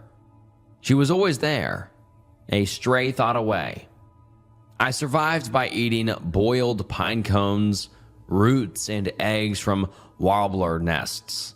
I tried to track my progress, but there was no way to navigate. I'd either end up where I came from or going in the wrong direction. I saw that same sign in that same clearing at least a dozen times. Don't stop. Don't listen. Don't look. My feet chafed, and I'd grown a solid bear stubble. Having barely slept, I was having trouble shaping cohesive thoughts. I remember sitting by a stream, not knowing how I got there. Maybe the same stream I'd seen that first day of meeting Anya. I was wringing out my socks and trying my best to ignore my shivering hands. I felt so weak that I couldn't remember what strength felt like. Just getting back on my feet felt like such a monolithic task that I couldn't force myself to do it. I resigned to sitting there with one naked foot in the ice-cold water. My skin color faded as my blood cooled from a painful purple to a sickly blue. It took me a few moments to realize I wasn't alone.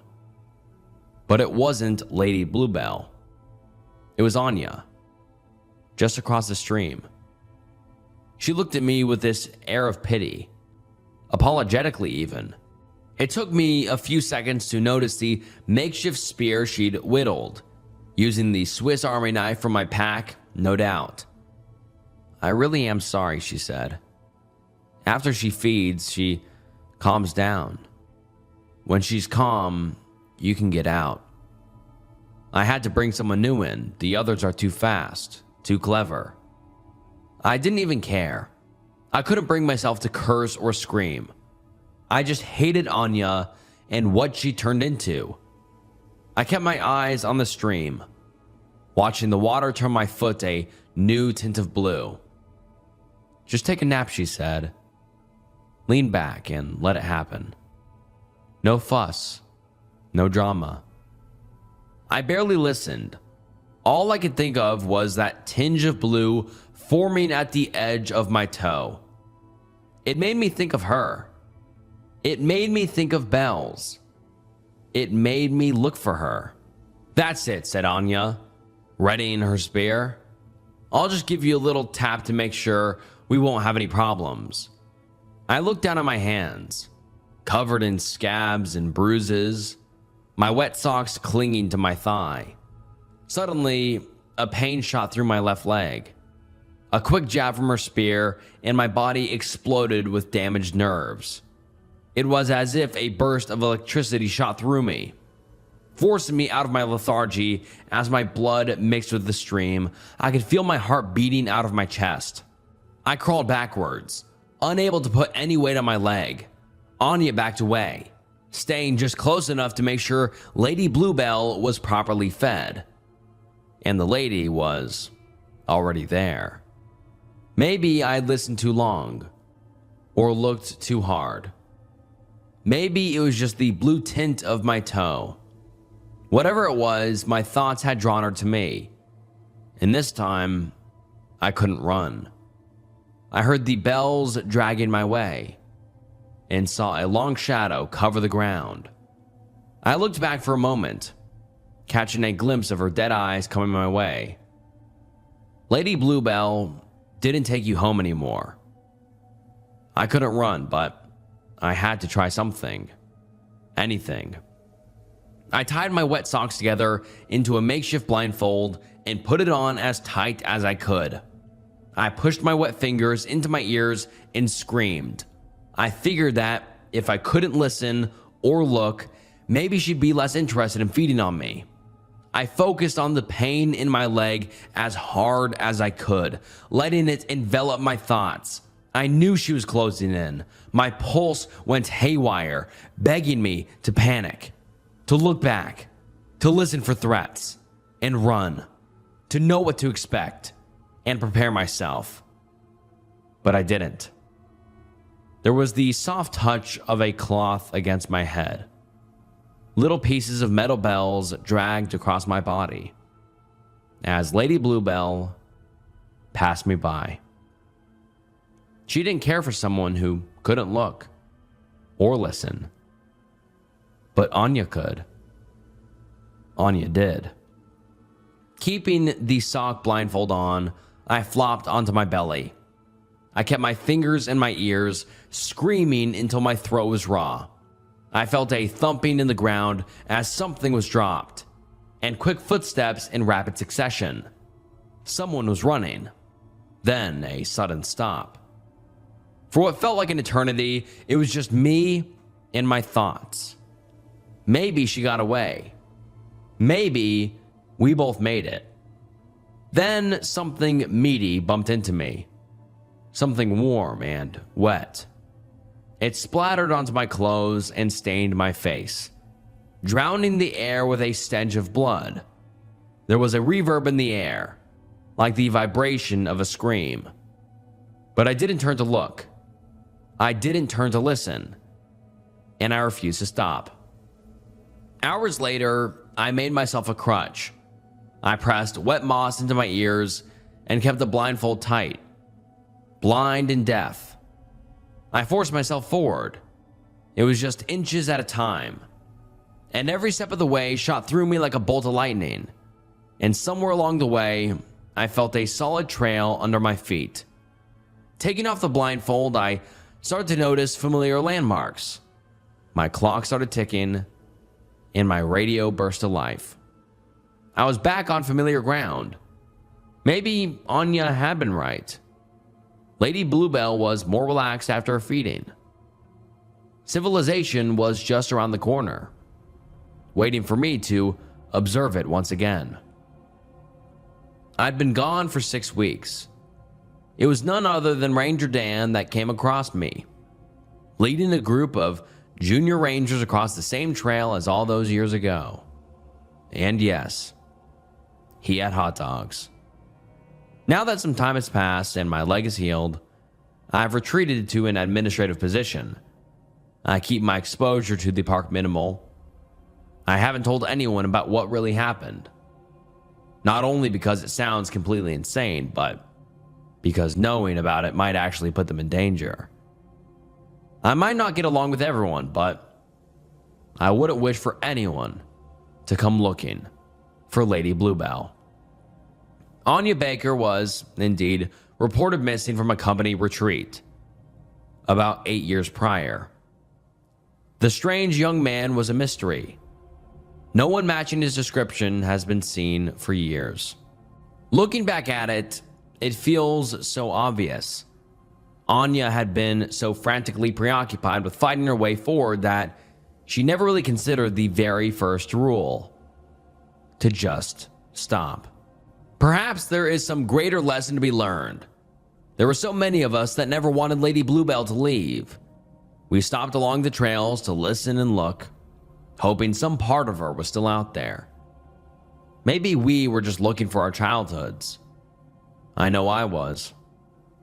I believe that she was some collective consciousness of belief, remaining in a forgotten part of what the park used to look like.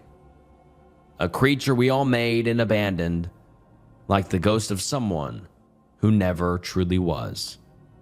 Maybe the world changes when we look at it, and sometimes it changes when we don't. And in the deep dark of those unseen chasms, things still grow. Unheard, unseen, and unstoppable. No one understands me anymore. I mean that literally. Written by Sophie the Toad. This all began 3 weeks ago, after my almost year-long relationship with my ex ended. Things were amazing with Lily at first. She was hot, way out of my league. But what really made me fall for her was how well we meshed together. How seamlessly we understood each other. She met my every need, big or small. I'd have only just put my fork down to reach for the tomato sauce, and she'd already be passing it to me. I'd sink onto the couch, in the mood for a good horror movie, and before I could suggest the idea, she'd smile and say, "This feels like a horror movie night." I'd wake up from some pretty heated dreams and she'd already be swinging her leg over me, ready to start the morning exactly how I imagined it. So after 5 months, I made the very smart, not all too soon decision of asking her to move in with me. It was amazing. At first, she was the first girl I'd ever met who didn't care if I played video games for hours, because she'd just sit beside me the whole time, watching me play. She didn't care what I did, as long as I was within reach. Always within reach. Her nails would trail circles on the back of my neck, glide along my arms, or she'd just rest her foot on top of mine. She constantly wanted me in touching distance. I loved it at first. I knew we were probably getting a bit too attached to each other. I stopped seeing my friends as much. I called my family less. Then one day after work, the guys invited me to the pub. It made me realize it'd been way too long since I hung out with them. I didn't see the problem and texted Lily to let her know I'd be home late. Just a few pints. There was a Skimpy at the bar, so I didn't stay long. I didn't even look at her. I averted my eyes out of respect for Lily. I was a good guy, a good boyfriend. When I got home, Lily was livid. "You went to the Skimpy's bar?" There wasn't a bar in our rural mining town without Skimpy's, and I barely even stayed an hour. But I didn't argue. I felt guilty at the hurt in her eyes as she sobbed into my chest. I didn't realize she'd feel so hurt by it, but of course she would.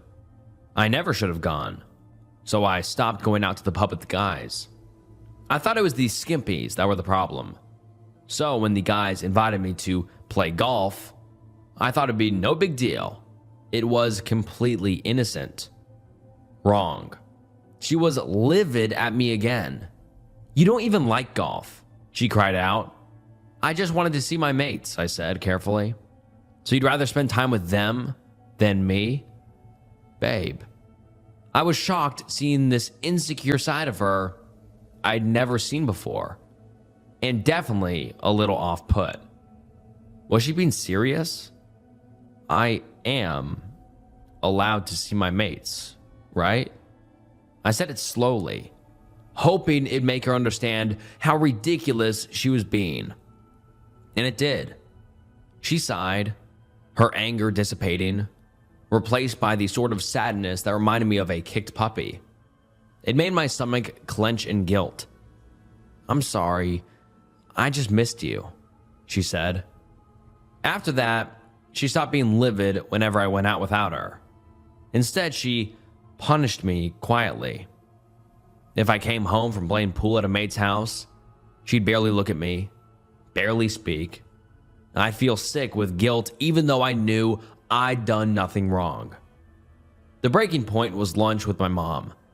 I got home, and she gave me the exact same attitude she always did, acting all cold and distant and miserable, which in turn made me miserable. I'd had enough. I was sick of it. "Are you serious, Lily? You're seriously going to make me feel bad about seeing my own mother, the woman who gave birth to me?" "I'm sorry," she said, tears in her eyes. "I just get jealous." "Of my mom? That's insane." She stepped closer. "Well, maybe I just want you all to myself." "Is that really so bad?" she murmured softly. For a moment, I was in a trance, forgetting why I was mad in the first place as she stared up at me from under her lashes, her soft lips pressed into a little pout. I knew if she touched me, I'd cave. So I stepped back. "I don't think I can do this anymore," I said quietly, refusing to meet her eyes. If I did, I wouldn't be able to say it. "I think we need a break." "A break?" she scoffed. "Or a breakup?" I didn't answer. "Let me make the decision for you," she said. "Good luck finding anyone else who understands you like I do." She packed her things and left. I stayed silent, even though one word from me would have stopped her, even though I wanted to stop her. This was for the best, for me and for her. She was too attached. It wasn't healthy for either of us. The weekend was hell. I'd sit in front of my console, staring at the loading screen, remembering her fingers in my hair, her constant touch, her steady, comforting presence. And then the house would feel unbearably empty. When I went back to work, everyone could tell I was in a foul mood. At the time, I didn't notice anything strange about that day. Looking back now, I don't know how I missed it. "Everything all right, mate? You and your missus have a fight?" Greg, my older manager, asked. He was a good bloke. Always had been. I fucked it all up. I mumbled without thinking. It was the only sentence my brain seemed capable of forming. "Oh, you're both doing well then. That's great, mate. Must just be a bit hungover, eh?" Greg said with a wink. I frowned at him, but I was too wrapped up in my own head to notice how little sense his response made. It wasn't until the next shift that I really started paying attention. "Jerry and the boys are meeting at the pub later. Joining us, Harry?" Lachlan asked. I blinked. My first instinct was to say no, that I wasn't in the mood. Then I realized there was nothing stopping me anymore. No one waiting at home. And a pint with the boys sounded better than going back to an empty apartment where everything reminded me of her. Yeah, sure, I said. Ah, bummer. The missus still has a problem with those skimpies, does she? You should really tell her they've got nothing on her and her banging body. Lachlan chuckled. Don't talk about her like that, I snapped. Then I frowned, the words catching up to me. I said I'll come. We broke up. Didn't Greg tell you? Still don't get what she's doing with a guy like you. You're what, a 4? Nah, like a 3.5. Lily is a solid 10. I stared at him, annoyed as hell, but more confused than anything. Why wasn't he listening? We broke up, I said slowly. Honestly, I get why you don't hang out with the lads anymore. If I had a woman like that waiting for me in my bed, you boys would never see me again. Lachlan laughed. I just looked at him, wondering if he was deliberately fucking with me, and briefly imagining my fist connecting with his acne-scarred face. Just shut the hell up, I said. Tell her hi from me later on, he smirked.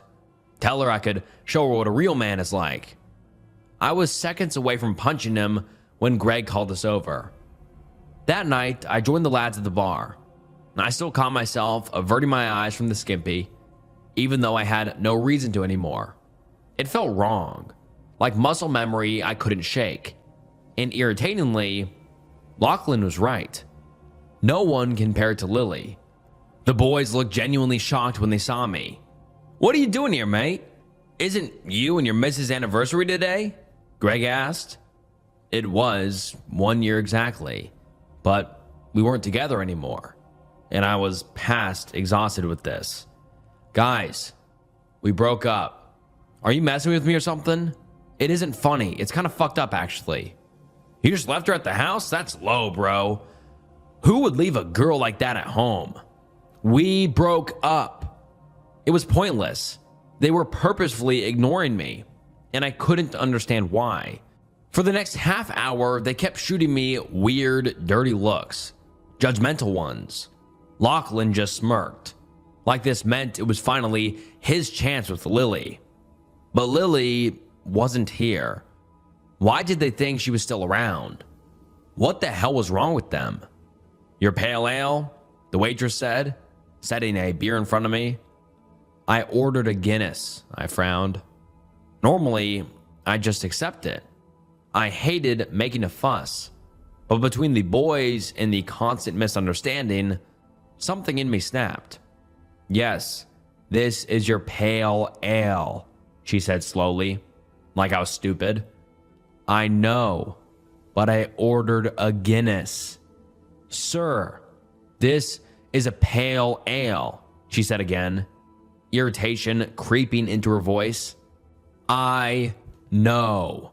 I was seething. Why did she look annoyed? I ordered a Guinness. I already told you, this is your pale ale, she snapped, crossing her arms before storming off. I stared after her, completely disoriented. What the hell is her problem, I asked. No one answered.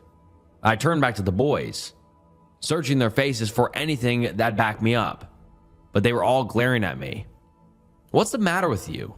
Greg demanded. Have you gone mad? My chest tightened.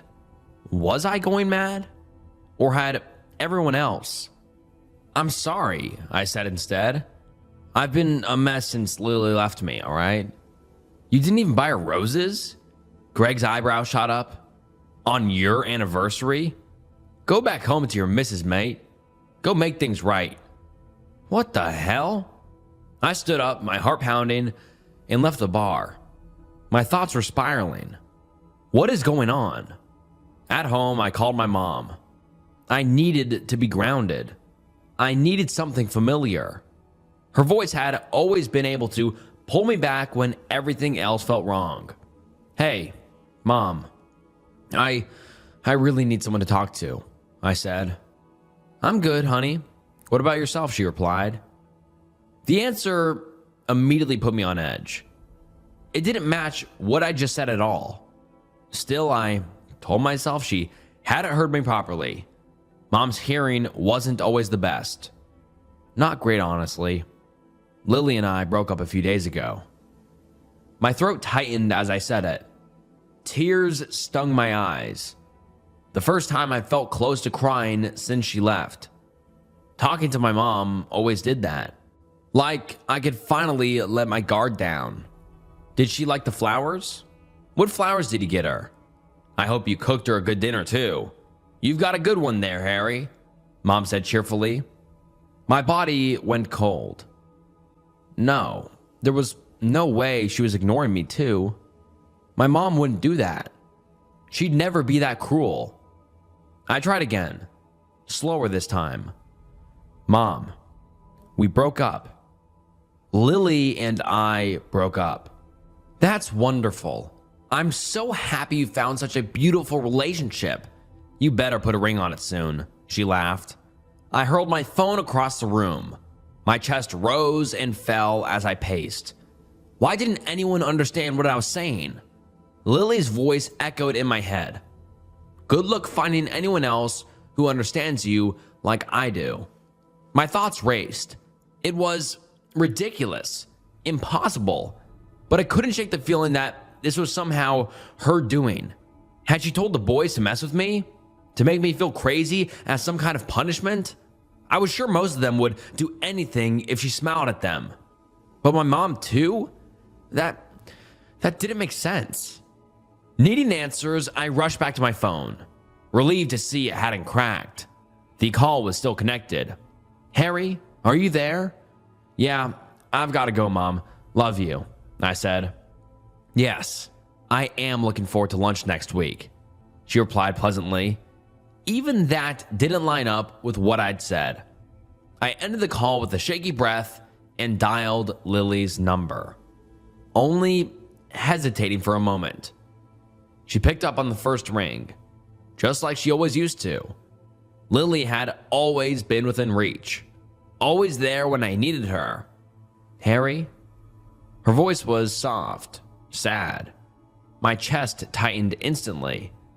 I had missed her voice more than I wanted to admit. I forced myself to stay focused. Did you tell everyone to mess with me? Mess with you, she repeated. Relief flooded through me so sharply it almost made me dizzy. For the first time in days, someone had responded in a way that actually made sense. She wasn't ignoring me.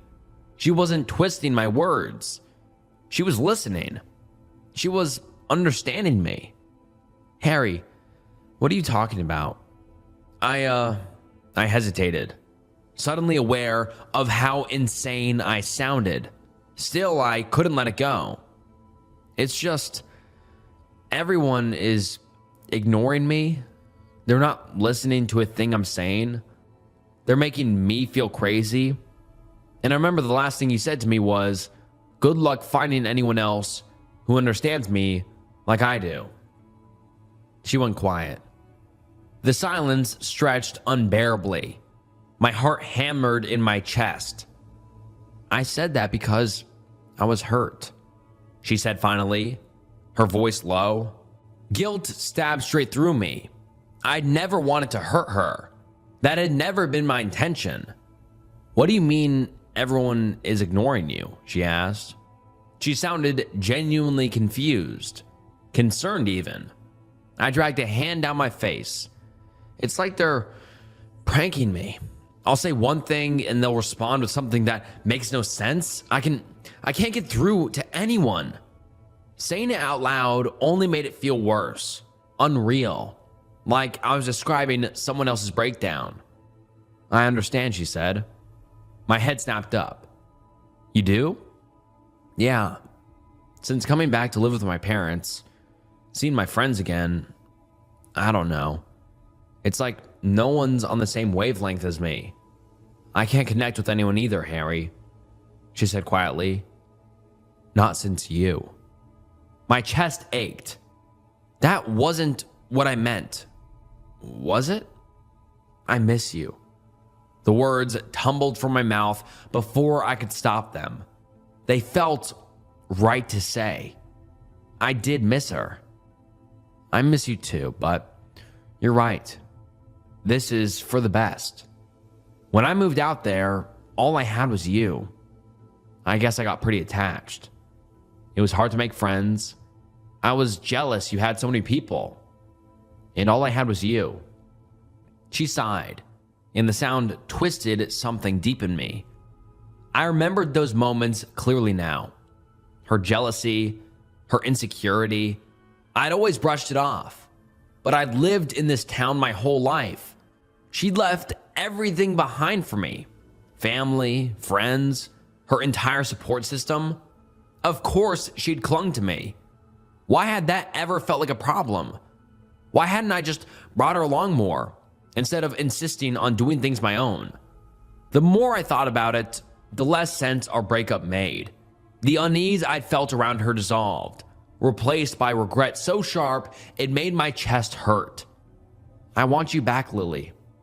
I'm so sorry for neglecting your feelings. I was a shit boyfriend, I said. I want you back too. Hope surged through me, but I think we need a little more space. It's nice being around family and friends again. I'm remembering who I was before you. Something inside me cracked. I didn't want to remember who she was before me. I didn't want her to be okay without me. I wasn't okay without her. Give it another week. Then I'll come visit and see if we still have something, she suggested. The thought of another week without her made my chest ache, but I swallowed it down. Okay. That whole week, the only thing keeping me sane was knowing I'd see her again soon. The insanity never stopped. People continued misunderstanding every word I said. Everyone still acted like Lily and I were together, like nothing was wrong. I'd order a chicken parm at a restaurant and get spaghetti instead. And then, finally, she came back. I picked her up from the train station and scooped her into my arms. She was just as stunning as ever, smelling amazing despite being in a stuffy train for 7 hours. Her laughter was like music in my ears. I'd never been more ecstatic in my life. We spent most of the evening in bed, and when we were physically exhausted, I rolled over to look at her and said, I'm never letting you out of my sight again. Finally, you know how I feel, she smiled, rolling her eyes. She moved back in. At work, I was in a better mood than I'd been in for 2 weeks. Greg noticed. Someone's happy. Yeah, I said, accepting that people were going to misinterpret everything I said these days. I didn't care anymore. I had my beautiful girl back. I got her back, I said with a happy sigh. Greg frowned. Who? Lily? His eyes widened. Did you two break up? Yeah, man. I paused. He understood what I said. He actually replied with something that made sense for once. I narrowed my eyes. So, you were messing with me? Greg looked at me like I was an idiot. Messing with you? Man, what are you talking about? All those times I told you we'd broken up, you did hear what I said? Didn't you? I accused. Man, He paused, furrowing his brows like he was confused now. Huh. That's weird. What? I scoffed. You did tell us, he said in a sudden, shocked realization. You said it to Jerry 5 times in a row. We broke up. That was when I had decided to just mess with him back a few days ago. I'd stared at Jerry with a flat look and repeated it robotically. And he just chuckled and said, yeah, I guess the weather is nice today, man. Weird. I swore you were going on about some other thing, Greg said. Wait, you said to me you shit your pants. I almost laughed. That was also when I was messing with them. I just looked Greg directly in the eye and said, I shit myself, to see how far he'd take this weird prank. But he just clapped me on the shoulder and said, that's great news, man. I stared at Greg. a cold, uncomfortable feeling washing over me at the genuine confusion on his face. Dude, we thought you were losing your mind. Why did I think it was normal for you to say, let's go golfing? You hate golfing. You'd never suggest that. What the hell? He stepped back, looking like he wanted to vomit. I feel weird, man, he said. Are you okay? I asked, genuinely concerned. Yeah. He furrowed his brows to give me a weird look. Let's get back to work. It stuck with me all afternoon. They had all been genuinely hearing things I wasn't saying. The other guys started understanding me again too. Even they seemed creeped out by something.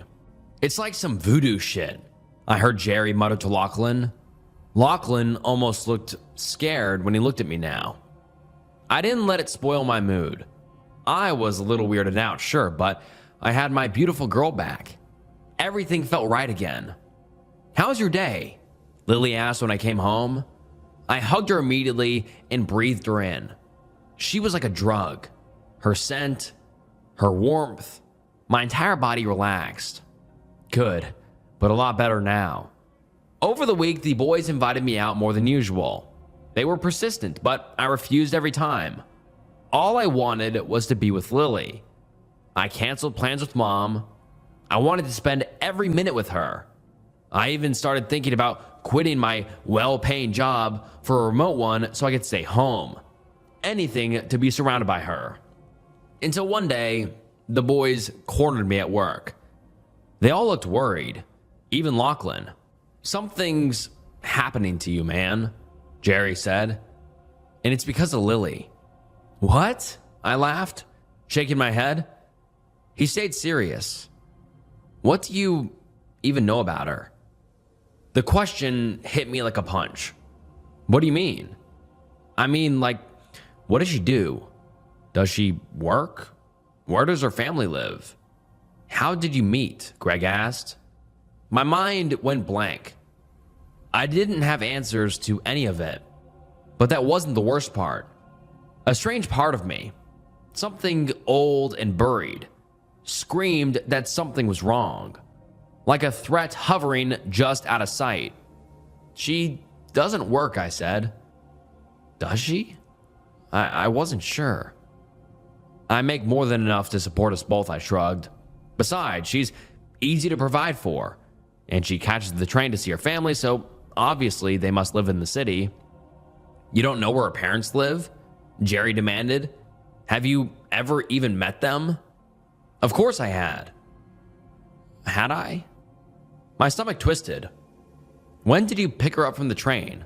Lachlan suddenly asked. I frowned. Why would he ask that? On Saturday, I said. All their faces drained of color. Seriously, what is wrong with you guys? I asked. The train doesn't run on Saturdays, Harry, Greg said, looking sick again. So, what are you saying? I folded my arms. She's been lying to you.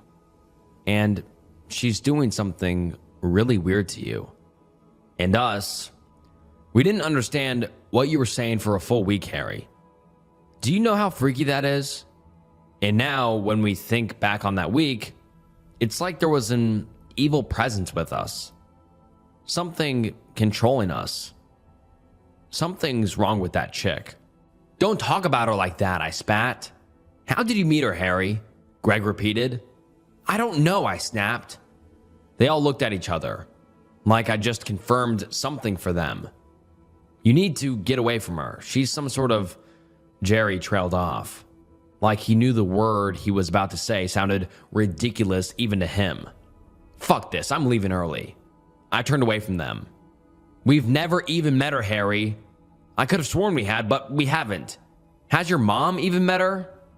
I kept walking because I didn't want to admit the truth. I don't know. I was desperate to get back with her. At home, she opened her arms and I melted into them. The guys were saying some weird stuff today. I mumbled into her hair. Just ignore them, baby. They'll never understand what we have, she hummed. I took a few days off work. The boys blew up my phone, but I told them to leave me alone. One night, I was looking for my hoodie, my favorite hoodie. It was cold and I needed it. I wondered where it could be when I noticed for the first time, the room. It was just a normal room at the end of the hallway, but I'd never seen it before in my life. I blinked. How could I not know there was a whole room in my own apartment? I went inside. It was small, a basic spare room with a bed, a desk, a wardrobe, but in the middle of the floor, a triangle of candles was laid out, and in the center of it sat my hoodie. My favorite book, the one I'd been missing for months, and my toothbrush, also missing for weeks. I stared at them in shock, stepping closer. "Don't touch anything. Come back to bed, baby," her voice said behind me. I turned, and even though unease crept in, I couldn't help but smile at her cute, sleepy face. "What is all this?" I asked slowly, in some sort of haze. She shrugged. My eyes flicked back to the bed, and a strange thought hit me, almost funny. "Lily, when you left," I began, "did you ever actually leave?" She chuckled. "Of course I hadn't, Harry. I'd never leave you. You'll always be within my reach." I went back to bed, and now, as she sleeps beside me, I'm typing this out on my phone. There's a part of me that knows something is wrong, that I'm under some kind of spell. I can feel the small voice in my head telling me to get out, but it's getting quieter. Maybe the boys are right. Maybe I know they are. But has she really done anything I don't want? She wants me forever. I want her forever. I suppose the only reason I'm writing this at all is because I'm afraid I'll forget I ever felt differently. Because I feel really forgetful these days. And maybe I just want to see what other people think. If a beautiful girl wants me all to herself, every day, for the rest of my life, is that really so bad? It's what I want, isn't it? My neighbor used to peek at me over her fence when I was little. Her fence is 10 feet tall. Written by Sophie the Toad. I didn't realize my new customer used to be my neighbor until I pulled into her driveway. The street name had sounded vaguely familiar when I first read it. A few landmarks on the drive over had sparked something in me. Nothing solid though, just a prickling sense of recognition I couldn't place. It only clicked when I actually saw my old childhood home sitting right beside my customer's property.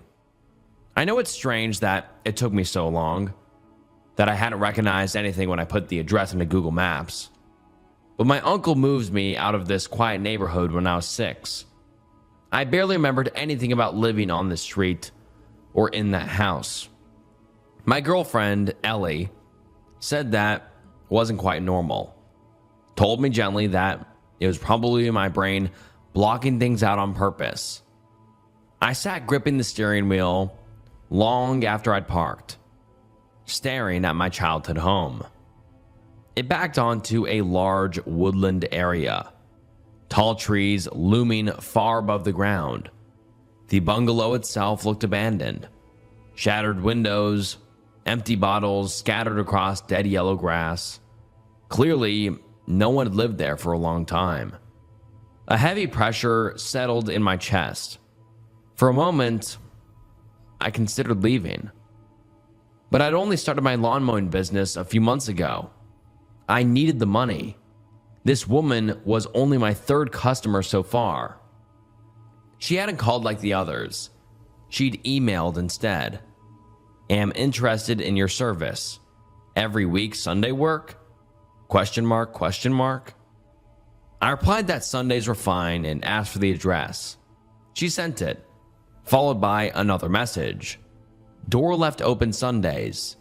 money on table, help self to drink, and meal. It struck me as odd that she'd contacted someone who lived an hour away instead of a local business, but she'd promised a generous tip. Still sitting in the van, I tried to remember my old neighbor. Elderly, maybe. The emails felt that way. But when I searched my memory for her face, I came up blank. Just another thing lost to my strange childhood amnesia. Her lawn was wildly overgrown. Knee-high grass, thick and uneven. The house itself was perfectly normal. A neat 2-story place with a front porch. Well kept enough that the state of the yard felt odd, almost like a choice. I hesitated, wondering if I should knock or just start the job. In the end, I got to work. Part of me didn't want to meet her yet. I was delaying it. I couldn't explain why. As I mowed, my gaze kept drifting to the fence separating her property from my old home. It was enormous, easily 10 feet tall. I couldn't believe something like that had been approved in a quiet suburban street. But it wasn't just the size. Every time I looked at it, pressure built behind my eyes. The sensation of a memory forcing its way up while something inside me resisted just as hard. The effort made my head throb. Then, for a split second, I remembered hair. Long, black strands, spilling down the fence from the other side, tangled and thin, draped over the timber, clinging to the wood, hanging there like a ragged curtain. I'd frozen on my cheap plastic tricycle. One of the back wheels was missing, so I had to balance my weight just right to keep it upright. It's strange, the useless little details that scramble back when everything else is lost. The hair shifted, and slowly, above the lip of the fence, a pale forehead rose. There were eyes, white and cloudy. I only saw them for a moment, but I knew immediately who they were peeking down at. Me. Only me. Then there had been a sound behind me. Maybe a voice. Maybe someone calling my name. The eyes vanished. The forehead sank out of sight. The hair slid upward, strand by strand, slithering back over the fence until there was nothing left at all. Cold washed through my body. I tightened my grip on the mower handle and focused on the lines of grass ahead of me. I didn't look at the fence again. Surely, it had just been my imagination. Something I'd invented out of boredom. No one could peer over a 10-foot fence unless they were standing on stilts or balancing on some ridiculous ladder. And even then, why would anyone climb that high just to look at a child playing in their backyard? It was too strange to take seriously, too absurd. And yet, an unease bloomed low in my chest and refused to settle. Because that image, hair spilling over the fence, eyes watching, was suddenly one of the clearest memories I had from the house. From that time. Clearer than anything else I could recall in over a decade. I shook my head, forced the image away, and got back to work. An hour later, the lawn looked respectable again. I packed my equipment back into my uncle's van. Then I remembered the money. I knocked on the front door and waited a bit. She did say to let myself in, but it felt wrong to just waltz into a stranger's house. I waited another few minutes before finally reaching for the handle and stepping inside. "Miss Ramona? Are you home?" I called out, remembering her last name from the email address. One of the first things I noticed was the ceiling. It was unusually high. It made the space feel wide and open, almost cavernous. It also made it incredibly cold inside. Goosebumps rose over my arms. Most of the ground floor was open plan, so I spotted the kitchen right away, where a wooden table sat by the counter. There was money laid out neatly on top of it. Beside it, a glass jug filled with what looked like lemonade, ice cubes floating inside, a clean glass, a sandwich on a plate. She'd said to help myself. Still, I hesitated. I felt silly to be cautious, but I hadn't even met her. I picked up the money and nearly choked when I counted it. 4 $50 notes. I only charged $60. She'd mentioned a tip, sure, but this was excessive. What if she was elderly? What if she'd miscounted? I took 100 and left the other 100 on the table, just in case. That was when I heard something upstairs. A wheeze, wet and uneven, like air being dragged through damaged lungs. After that, 2 sharp creaks snapped through the house in quick succession. Floorboards protesting under sudden weight. My body went rigid. Someone was definitely home. I stared at the staircase. Hello? My voice rang out too loud in the open space. Miss Ramona? No answer. I edged closer to the stairs despite myself, my heart beginning to pound. The noises replayed in my head. What had made them? Had she fallen? Was she hurt? If she was elderly, I told myself, I should check. That was the decent thing to do. But another part of me was screaming to leave.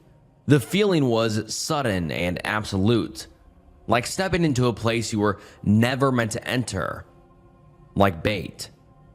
After a moment, I turned back to the table. I picked up the sandwich so I wouldn't seem rude, my hands clumsy and shaking, and then I got out. When I drove home, I sat in the van for a long time with the engine off. The sandwich rested on the passenger seat. Eventually, I opened the bread. Inside was butter and raw, red meat. I swallowed, then noticed something else threaded through it. I pinched it between my fingers and pulled. A single hair slid free. Dark. Absurdly long. I told my girlfriend what happened, but left out the part about my strange memory. Ellie laughed. You're scared of a little old granny? I don't know if she's a granny, I said. I've never met this woman. She could be a man for all I know. Are you sure? You said she was your old neighbor, she said. Her eyes soft but insistent. That gentle look she always got when she was trying to probe something about my childhood. Are you sure you don't remember anything? That long black hair entered my mind again. At that moment, I remembered something else. I remembered a single strand had caught in the fence, drifting in the breeze until it detached and floated down to my 6-year-old self. I remembered plucking it from the air and then playing with it carefully so it wouldn't snap. I had wrapped it around my arm, amazed I could coil almost the entire length up my little forearm, like linen around an Egyptian mummy. I shook my head at Ellie's question and told her about the inedible sandwich instead. Ellie laughed again, shaking her head. The poor woman probably has dementia. A week later, I went back. I didn't want to, but Ellie had made me realize I was being ridiculous, and the money mattered. If we ever wanted to move out of my uncle's house, we needed it. My stomach churned the whole drive. Before I even started the mower, my eyes went to the fence again. I remembered long, curling fingers reaching over the top, and once more, I remembered seeing half a face peering down at me, just eyes and a forehead visible above the timber, watching. I reluctantly went inside to collect my payment. This time, she'd left $300 on the table. Beside it, a note, the handwriting thin and spidery. Take all money. Why no drink? My gaze drifted to the jug of lemonade. I filled a glass, intending to pour half of it down the sink to make it look like I had had some. Instead, for some reason I couldn't explain, I took a small sip. It was cold, sweet, good. After that, the memories returned, stronger than ever. I had a dream that night, a dream about food being thrown over an enormous fence. Sometimes it was a roast chicken, still warm inside a plastic bag, juices sloshing against the sides. Other times it was a whole chicken, raw, feathers still clinging to pale skin. Sometimes it was fresh fruit in a cracked plastic container. Other times it was rotting apples and a thick slab of heavy red meat. I remembered the hunger. I remembered setting up a blanket over the bushes beside the fence, a small hidden nest where I could crouch and store what I was given. I remembered eating like an animal, devouring whatever was edible before anyone could find me.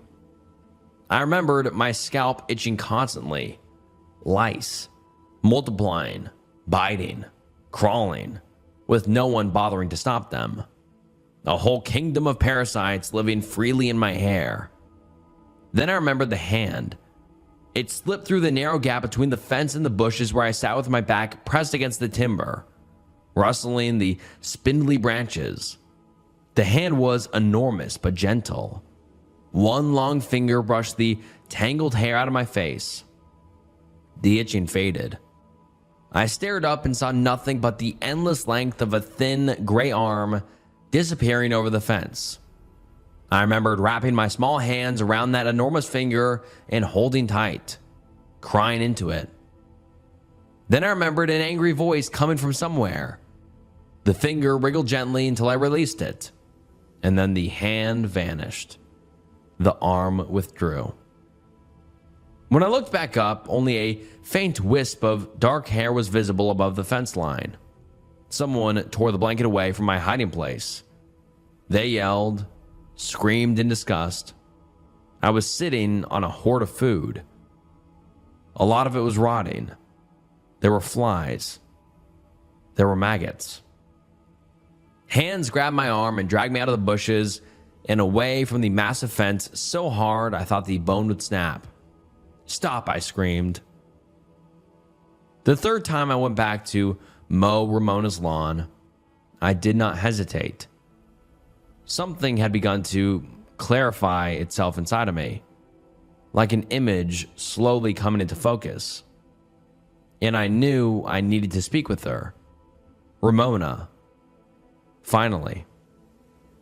I didn't know if the memories were wholly real, but pieces were fitting together now, clicking into place with a quiet inevitability. I felt closer to the truth than I ever had before, and instead of making my head ache, it planted something determined inside of me, something that refused to be quiet any longer. I thought maybe my neighbor had been a sweet old granny who babysat me sometimes. Maybe she fed me. Maybe she took care of me. Maybe she read me stories. Maybe this was the only way my memories were able to return, disguised as something else, something not quite real, but threaded through the truth. As I started the lawnmower this time, I didn't look away from the fence. I remembered the humming, a low, steady hum, as I lay hidden in the bushes beside the fence. The yelling in the house always softened when I listened to her hums. I remember being lifted so high I could see over the roof of my house. I remembered being placed on a sturdy tree branch in the forest and being given a dead fox. I remembered biting into the furry flesh, feeling warm blood dribble down my cheeks. I remembered sitting in a cocoon of warmth, high above the ground, watching the stars blink into existence. I remembered running to my hiding place between the fence and the bushes, shaking, starving, sick with fear. I remembered someone chasing me. "Henry, "You get back here right now, you little shit," she screamed. She caught my arm and wrenched me around. "Mommy, stop," I sobbed. "Don't hurt me again." I remembered my mother freezing, and I remembered something brushing the back of my neck, light and familiar, like long strands of hair. My mother gasped, staring at something above us, terror carved into her face. I looked up. Then the fingers came. They wrapped around my mother's body and lifted her. Up, up, up. She was screaming as she went, so I called out, "It's okay, Mommy. She's just taking you to see the stars." There was a deafening crunch, and her screaming stopped. I saw something fly across the sky like a meteor, disappearing into the forest. Hands closed around me. They were so warm when they lifted me, gentle, careful, cocooning me as I shook and clung to the heat. I rose high enough to see over the roof of my house, just like all those other times. I finally remembered seeing her face. The image was clear now, unblurred, impossible to look away from. She was pale and gaunt, her lips stretched too wide across her skull. But her eyes, they were dark, but they were warm. "Did Mommy like seeing the stars?" I asked her. She hummed. My hand shook. I didn't turn the lawnmower off. I walked toward her house on numb legs, the sound of the engine fading to something distant, barely there. The front door was open, as it always was. I climbed the staircase slowly, a low groan echoed from above, stretching and deepening as I went. The upper floor was completely open plan, wide and sloping like an expansive attic, and laid out across it was a very tall woman. Her skin was a shade close to gray. Her face had the weathered features of someone much older than me. Her limbs were long and spindly.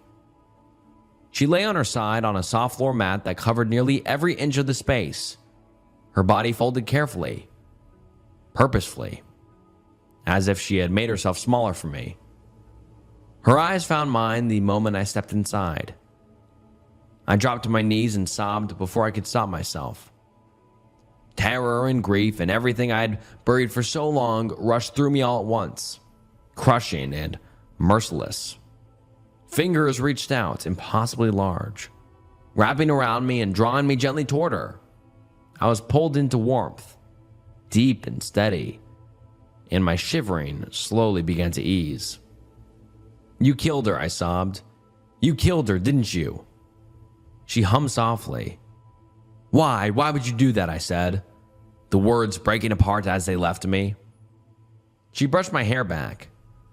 My cries thinned into small, broken whimpers. "Why didn't she care about me?" I whispered. "Why did she let me starve? Why did she hurt me? I was just a little kid." Her warmth held. Her breathing stayed slow and even. I fell asleep. When I woke up, I was in bed. Across from me, seated in an armchair, was a little old lady. Her eyes were distant, as if part of her had wandered somewhere far away and hadn't yet found its way back. Still, they stayed on me, steady, impatient. We were still upstairs. The massive mat lay stretched across the floor, unchanged. The bed had been tucked into a small corner of the room, like it had been put there for me. "Who are you?" I asked. "What was that thing?" She didn't answer. Instead, her gaze drifted to something beside me. I followed it and saw a folded note resting on the mattress. I picked it up and, with shaking hands, I cursed with sighs and hunger. But I protect. Sweet little boy, cold and hungry, I carry you to the stars, where she not reach.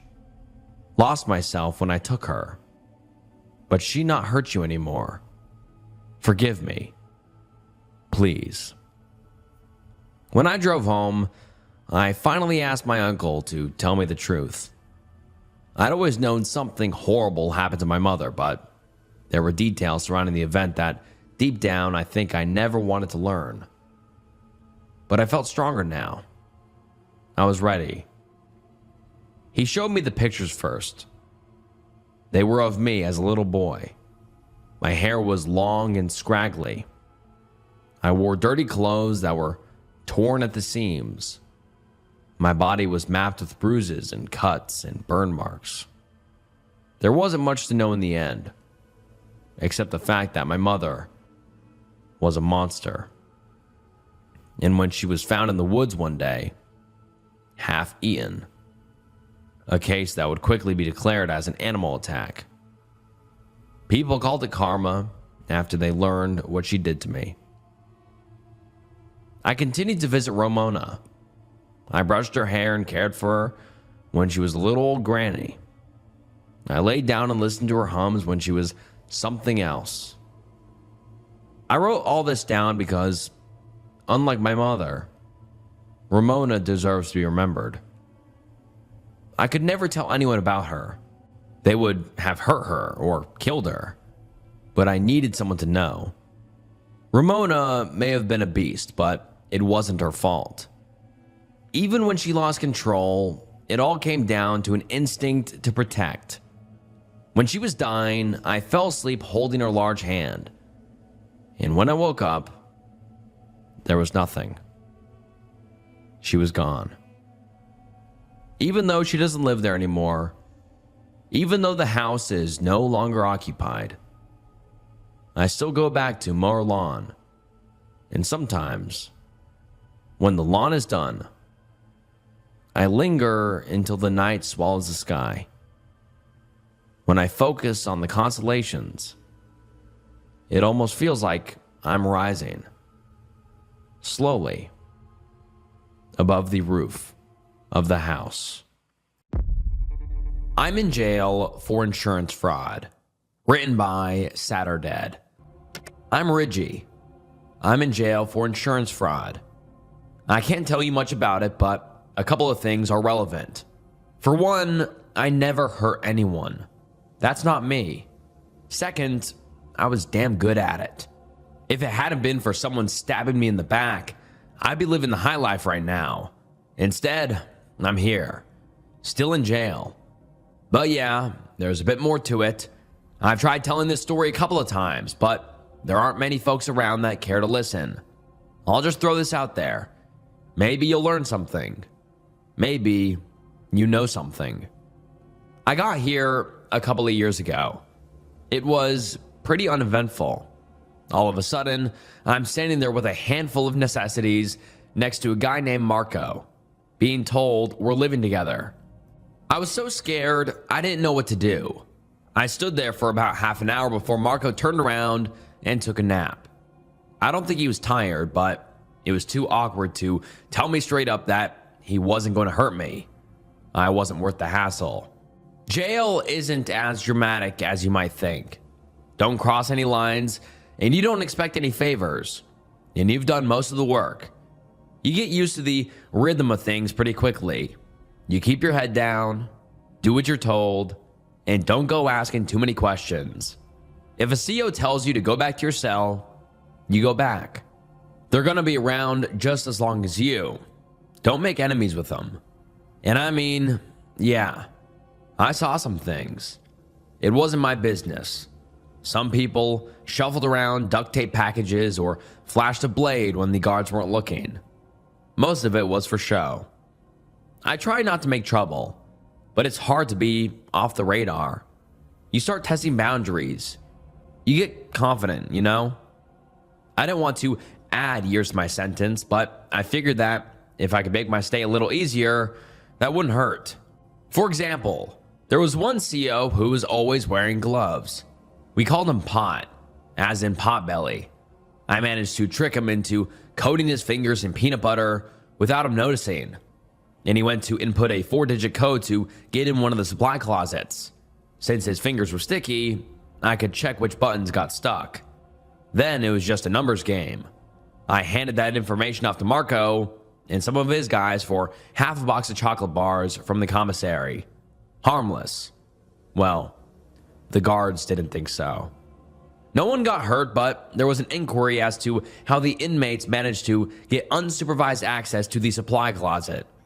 Some folks stole some stuff. There was this one guy who took drain cleaner, and he was planning to do something nasty with it.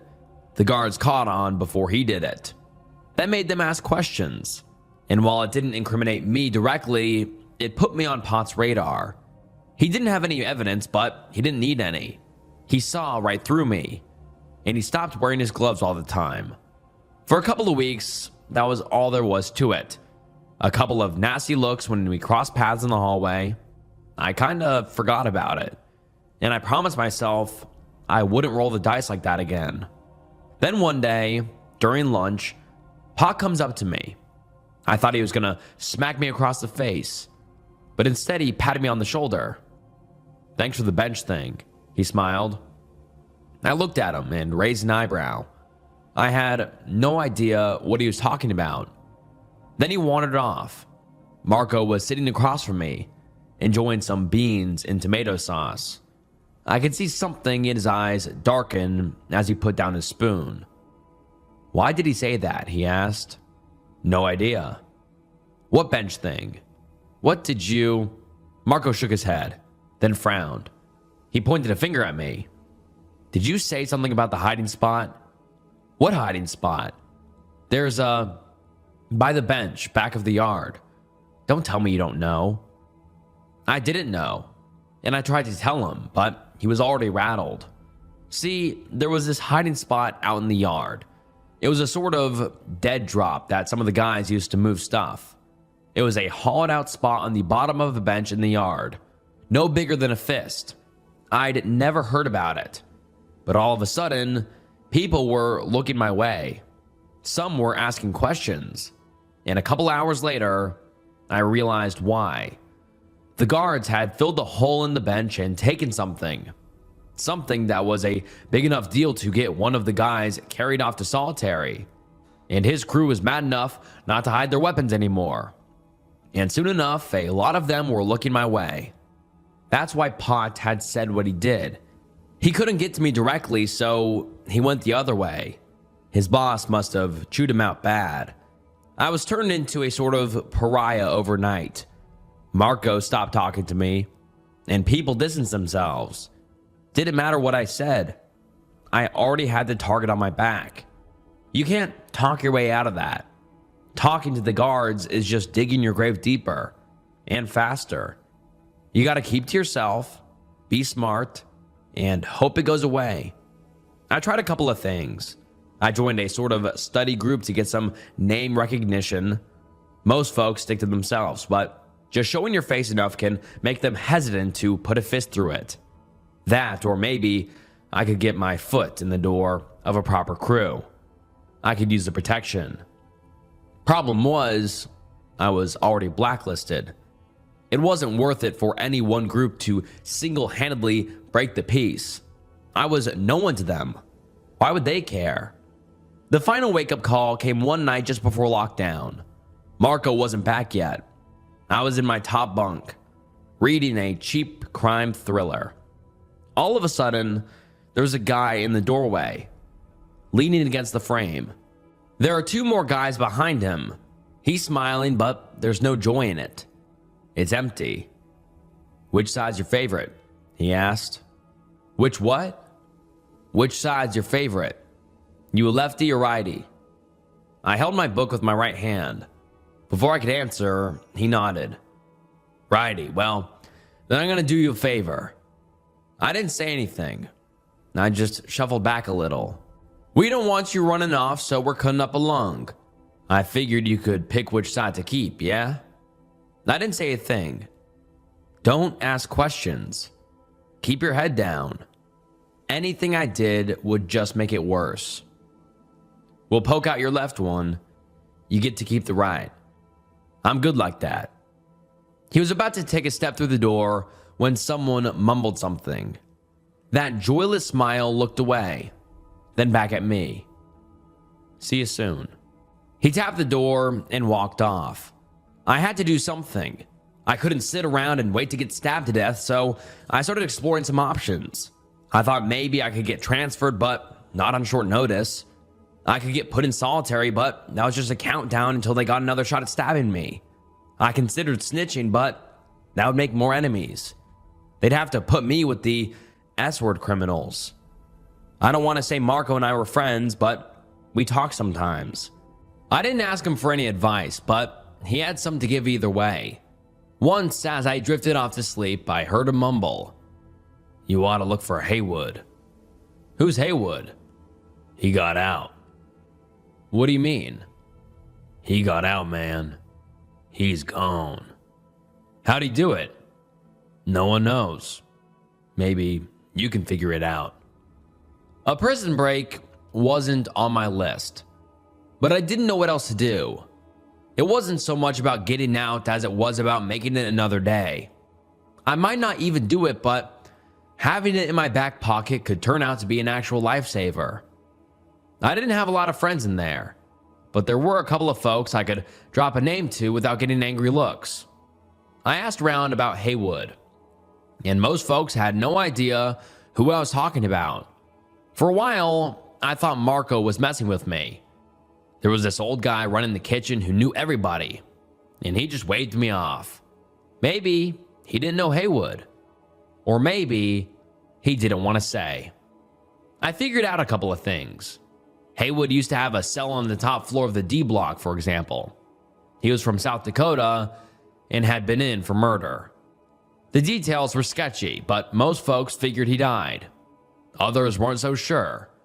And the rumor that it got out wasn't just a figment of Marco's imagination. But I wasn't getting anywhere, and I could see the guy with the empty smile roaming the hallways. Now that I knew he was coming, I stuck to the public areas. It wouldn't save me forever, and I could see him and his crew circling me like sharks. But it bought me some time. But man, I don't know what's worse. Waiting for pain or getting it. I remember sitting down in a corner, plucking at my hair. It's this thing I do when I'm stressed, leaving me with a bald spot next to my ear. It was bad. I'd lost weight, and I couldn't stop doing that leg shaking thing. I kept trying to get a spot in the corners to keep my back clear. It worked most of the time, but every now and then, they'd sneak up on me and psych me out. That is, until one of the old guys stopped at my table. He had this shoulder-length gray hair and a scruffy beard that stood out to the sides. He had these tired green eyes that seemed to look straight through me. He sat down across from me, crossed his arms, and waited. We just sat there for a while. I was on the edge and couldn't stand the silence, so I was the first to speak. "What you want?" "You been asking about me," he said. "Here I am." "Asking about who?" "Haywood," he said. "I'm Haywood. I'm in jail for murder." "You're Haywood?" "Yeah." I threw my hands up in surrender. For someone who got out, he sure as hell was very much still in jail. "They said you got out." "Yeah," he nodded. "About 6 years ago." "Don't look like it from here." "I came back." I raised an eyebrow at him, but he didn't budge. "I killed a woman," he said. "I told you. I'm a murderer. Murderers ought to be in jail." "Look, I don't care what you did. Do you know how to get out?" "Yeah, but you don't want that. You did something bad, so you should be in jail too." I tried to explain my problem. A misunderstanding with the CO, a couple of guys getting the wrong idea at the wrong time. I don't think Haywood cared for the details, but he could see I was stressed about it. He was looking at my bald spot and my hand kept drifting to it. Maybe he didn't know whether or not I deserved this, but he knew one thing for sure. I was in trouble. That was easy enough to get me some sympathy. "It's not easy," he explained. "It's gonna cost a lot, might even cost your life." You prepared to risk it just for a shot at getting out? I don't know, I admitted. But I need the option. Things could get bad. This isn't a half-assed walk in the park kind of deal, Haywood explained. You do this, there ain't no going back. You did though. You went back. It's not like that, he said, shaking his head. If you want to do this, you gotta commit. I sighed and leaned back to my rickety plastic chair. Haywood kept his eyes locked to mine. All right, I said. What you want for it? If you get out, you'll deliver something for me. Deal? Deal. We shook on it. We decided we'd meet up for dinner and talk about details. We didn't say a place, but he promised he'd find me either way. When Haywood met up with me, I'd forgotten all about him. He pulled me aside and took me back to his cell in D block. He didn't have a cellmate, and the whole place was decorated like a small apartment. It barely even looked like a cell. He had his own covers, a couple of paintings, a small bookshelf, way more than I'd seen anyone being allowed to bring in. You friends with the warden, I asked? They don't ask a lot of questions, he said. I think they forgot I'm here. He had this snow globe right next to his bed with a big plastic hand giving me the finger. It was signed with a silver pen. Maybe Kid Rock? You ever been to Hilltop? Haywood asked. It's this small town in the middle of fucking nowhere. Shit town, shit people, but way off the radar. I shook my head. I was there a lot, he continued. Not sure why. Maybe family. You're not sure you got family? He didn't answer. Haywood brought out a handful of notes from his bookshelf. A couple of sketches, portraits, some pictures, half a church, a bouquet of blue sunflowers, a black and white photo of a river. Finally, there was a piece of paper with a square drawn with charcoal. He handed it to me. Hold this. He tapped the picture of the river on the wall. Right next to it, the sketch of the sunflowers. One by one, he put it all on the wall, while I stood there holding that paper with the black square. Haywood gave me a gentle push, asking me to step back. There was a chair at the back of his cell with a straight view of all the items he'd put up. This is all one place, he said. Not too far from Hilltop. This is all impressions of that place and what it's like. You get it? You making a fucking mood board? No, I'm teaching you, you fucking ingrate. You get it or not? I get it, I sighed. It's a mood board. You can call it a fucking Christmas tree for all I care. Now, sit here and do one thing. Look at the square. Then look at the wall. Try to imagine what it looks like. Not just from the front, but all angles. Do this over and over and over. What's the point? Are you gonna ask questions, or are you gonna do it? I rolled my eyes. Haywood waved me off. I'm getting a coffee, he said. I'll be back in an hour. You gonna leave me here for an hour? No one's gonna find you here. Now get to it. I tried to do as he told me. I looked down at the square, then back up at the pictures. I tried to imagine what that place was like. I could imagine swaying trees, a rushing river, and those sunflowers dancing in the wind. But I couldn't get past the square. It didn't fit the picture. Every time I looked back at it, I couldn't help but frown. For some reason, it bothered me. Time and time again, I found my hand drifting up to the side of my head, picking at the hairs by my ear. It wasn't just a drawing. It was a sensation. Like I was feeling something through whoever drew it. Like I had a hand on the pen. I could feel something cold running through their hands, all the way into mine. I could tell they'd been worried, scared even. I imagined them looking up and where there ought to be something else. It was just black. The kind of black that not even charcoal can paint. After a while, I wasn't looking up at the wall anymore. I was just staring at that black square, imagining it as this void eating away at the light in my eyes. Then someone snapped their fingers at me. I hadn't even noticed Haywood coming back. "It's been 2 hours," he said. "You all right?" "What the hell is this?" "It's this thing. If you follow the river and look in the right spot, you can see it." "But what is it?" "Fuck if I know, but I know it's there. You don't forget that kind of thing." He tapped the paper. "I drew that," he continued.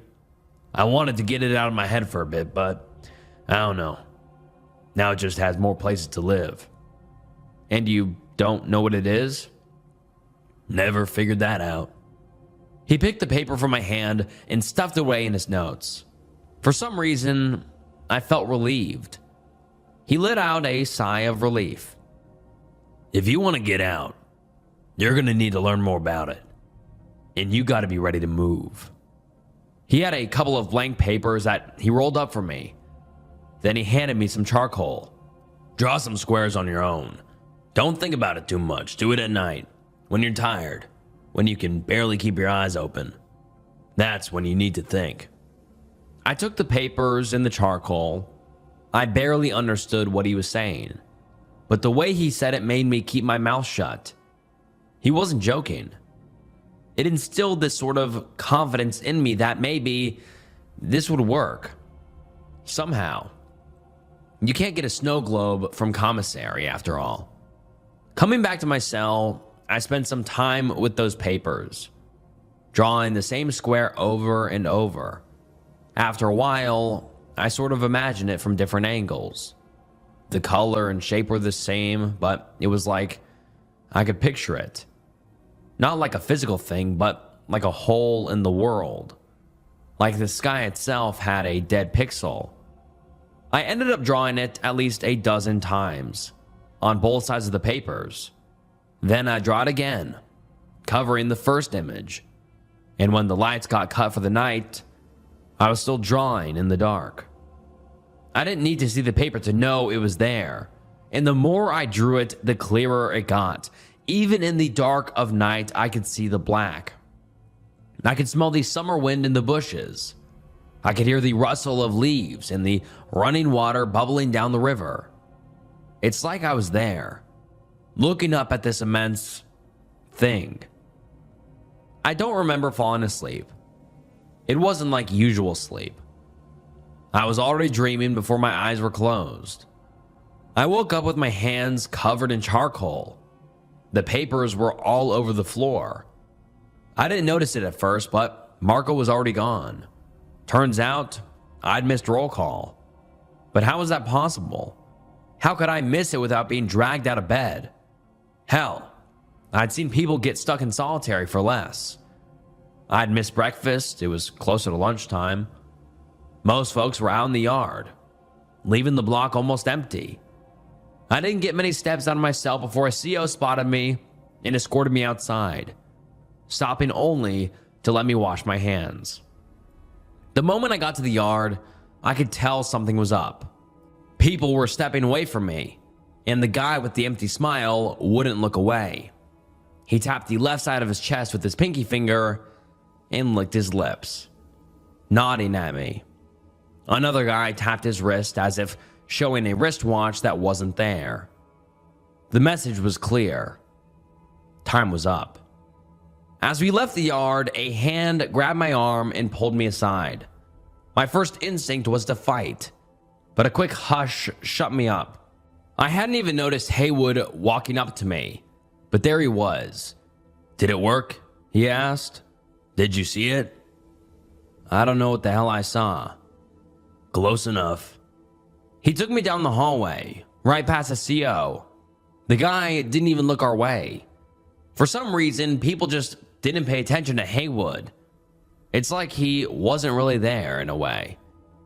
We made it all the way back to his cell, where he handed me a small canvas bag of charcoal. I thought we had more time, but I saw those guys looking your way, he said. We're doing this now. He tapped his hand on the wall. Draw it, he continued. Draw it over and don't stop until you run out of black. And then what? Then you can get out. He picked something up from under his pillow. A yellowed envelope, stamped and addressed but never sent. My part of the deal. You get out, you deliver that, then we're square. How is this gonna get me out, I asked. You want me to explain it, or do you want to do it? There was no discussion. Haywood turned to leave, but stopped in the doorway. He unrolled a receipt from his pocket and jotted something down. He put it in the letter and handed it to me. I got to work. I spent all day drawing the wall a solid black. It wasn't just about the color, it was also about the texture. I used my hands to smooth out the lines, trying to make it all blend into a single solid. I couldn't wrap my head around it, but the way I imagined it, it wasn't just about making a black wall. It was a lack of color. I wasn't painting something black as much as I was removing light, but I couldn't figure out what it was supposed to be. It was easier to figure out what it wasn't. Not a place, not a real thing, not a vision. It was something, and it had a shape. And it was also nothing. Something impossible, resting by a river in the middle of nowhere. I got really into it. Hours passed and no one came looking for me. And finally, after staring myself blind at the same dark space, I felt something. I could push it. Not with force, but by picturing it further away. Like I was trying to reach where it really was. I could see the cell stretch and extend, as if shaping into a tunnel, reaching. It was unsettling. My stomach kept turning, like I was being pushed back by a great force. I bent over and hurled. I almost pissed myself right then and there. And when I looked up, it was just a messy wall. When I left Haywood's cell, I had a raging migraine. I could barely stand. I had to try and find him, but my eyes kept getting crossed and I would get my feet mixed up. I ended up falling over and almost tumbling down the catwalk. Luckily, someone lent me a shoulder to lean on. They sat me down on a chair, balancing me against the wall, and the friendly shoulder moved up to look me in the eye. The man with the empty smile, with a shiv on full display. Man, what the fuck did you get into? He asked. You dying to see the nurse already? I tried to tell him I wasn't feeling well. My eyes kept getting crossed and it felt like the space in the room was extending. It's like the world kept tipping over. And I was holding on for dear life. We'll get you to the nurse, he grinned. You just need a good reason. A real good reason. And with that, they dragged me off. I think I was in the showers. There was a cold floor and ceramic tiles. The fluorescent lights burned like a phosphor, making the shadows sharper, longer, and darker. In a way, I was thankful to be sitting down. It was easier to keep my balance, to not fall, whatever that meant. The man came back with a sharpened toothbrush. Two of his guys waited by the door, making small talk with someone just outside. This was going to be a one-man job, and I was the recipient. I bet my left testicle they were talking to Potbelly. Can't believe they got you to snitch, the smiling man said. This place is going to be my home for the next 8 years. I want it clean, you see? And if you want to keep it clean, we can't have no fucking rats running around, yeah? I wanted to talk, to explain myself somehow, but all I could do was roll my eyes, trying to find an angle where the light didn't burn my brain. As he gently placed the sharpened end of the toothbrush against my ribcage, I felt something strange. I gave up. I grabbed onto the man for stability, ignoring what he was about to do. He was my support. Then I lost my balance. Despite leaning against a solid wall, I fell backwards. The world turned and I dragged this man along. I smacked the back of my head into a concrete floor as the lights shifted, turning from fluorescent to a distant moonlight. It's like I listened. I felt it. And the touch of that black wall was closer than ever. I heard a wheezing voice coming from beside me as I let go of the man with the shiv. He was muttering, "What the fuck," under his breath, over and over and over. I turned my head his way, relieved to feel the pressure in the back of my head release. Maybe I was just bleeding. The fire in my mind was cooling, coating my soul in a soothing balm. I sat up. We were in this long concrete corridor, like the prison wall had opened into a tunnel. It stretched on for as long as my eyes could see, and at the very end, I could see a black dot. Something I'd seen before, in the drawings. "There," I muttered, choking back, an acidic gulp escaping my stomach. "Gotta go there." I reached my hand out. I imagined running my hand across the surface of that black wall, and the more I thought about it, the closer I got. It wasn't moving me. We were collapsing our positions. It was closing the distance between us to mimic the space in my mind. I was trying to touch it, and it was letting me, from horizon to hand. Then I was standing in front of it. I remember placing my hand on it. It was so cold that it burned me. But in another way, I didn't feel a thing. It didn't hurt. The man with the shiv put his hands to it as well. I could see his eyes go blank as he tried to figure out what was happening. "It's not a dream," he mumbled. "Not a nightmare. It's not a..." He stuttered, fumbling for the words.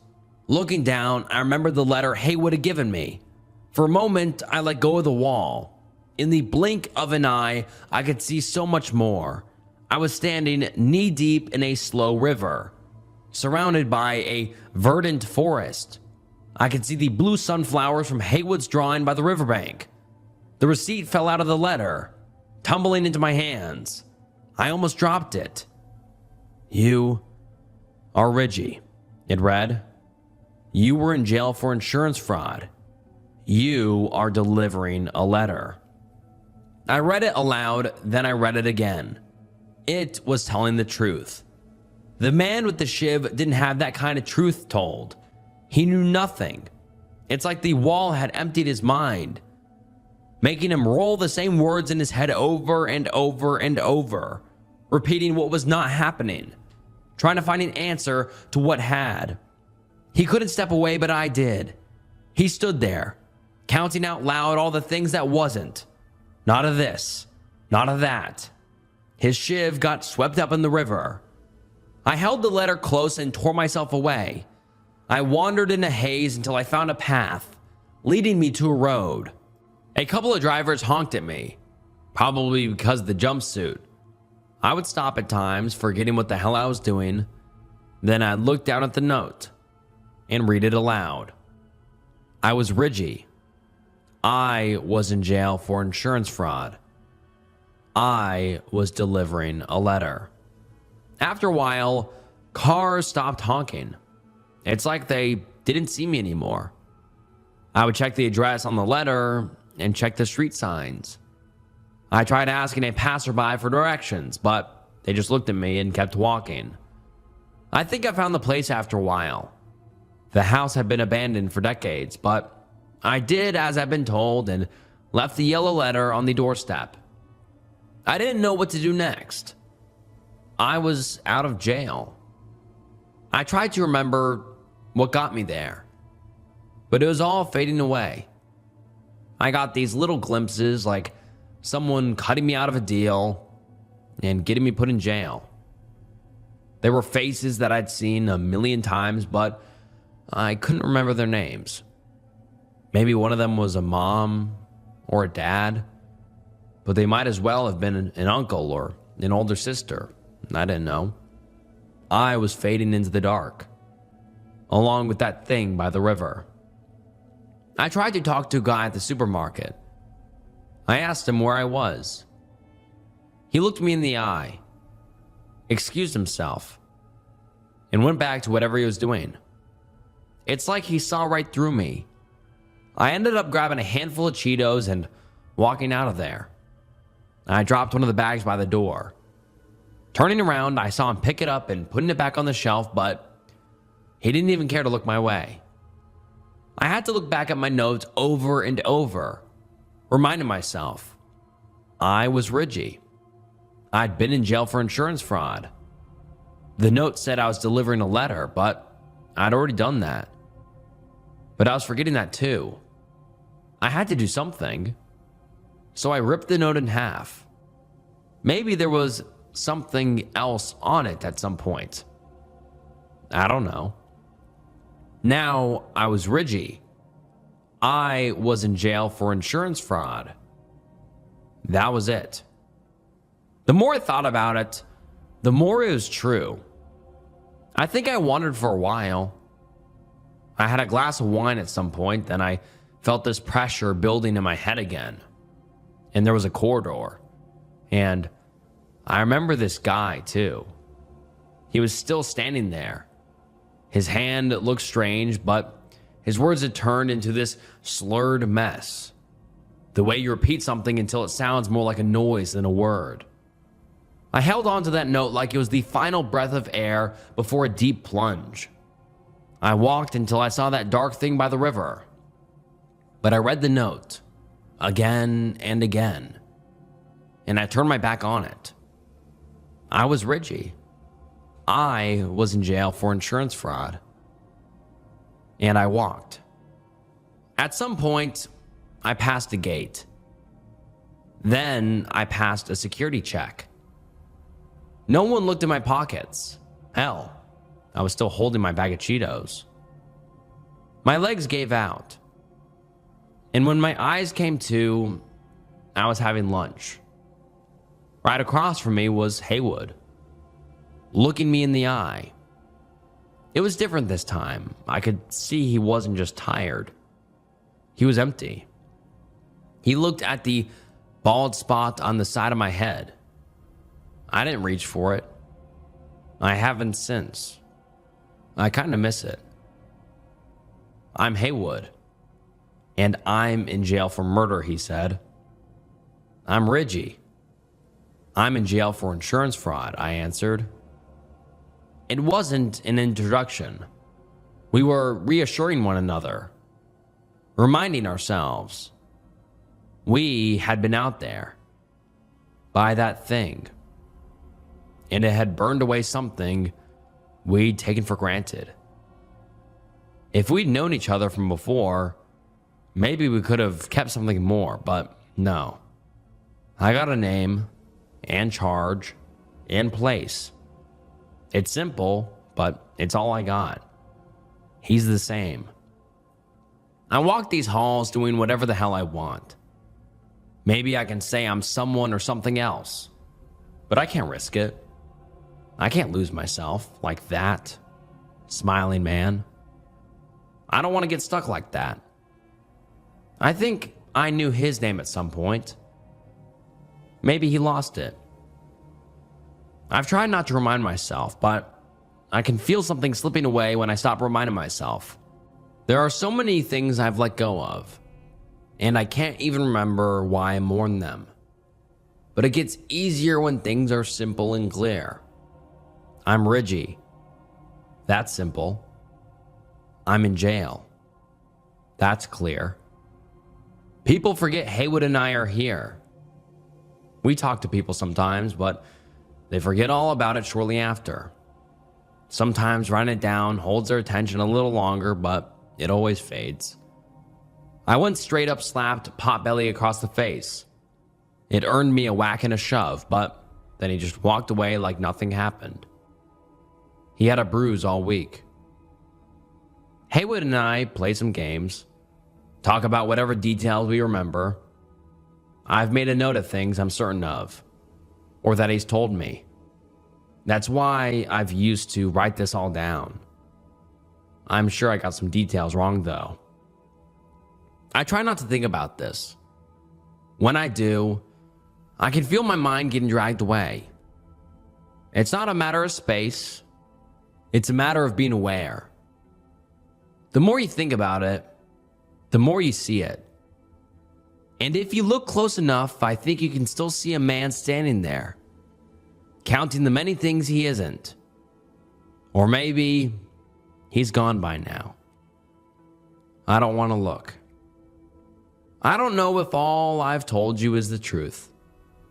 My stomach turns when I think about how much might be wrong or misremembered. I don't want to think about it. I just read my note, and I let that be me, even if it isn't. I have to keep it simple. I have to keep it clear. I am Ridgie. I am in jail for insurance fraud.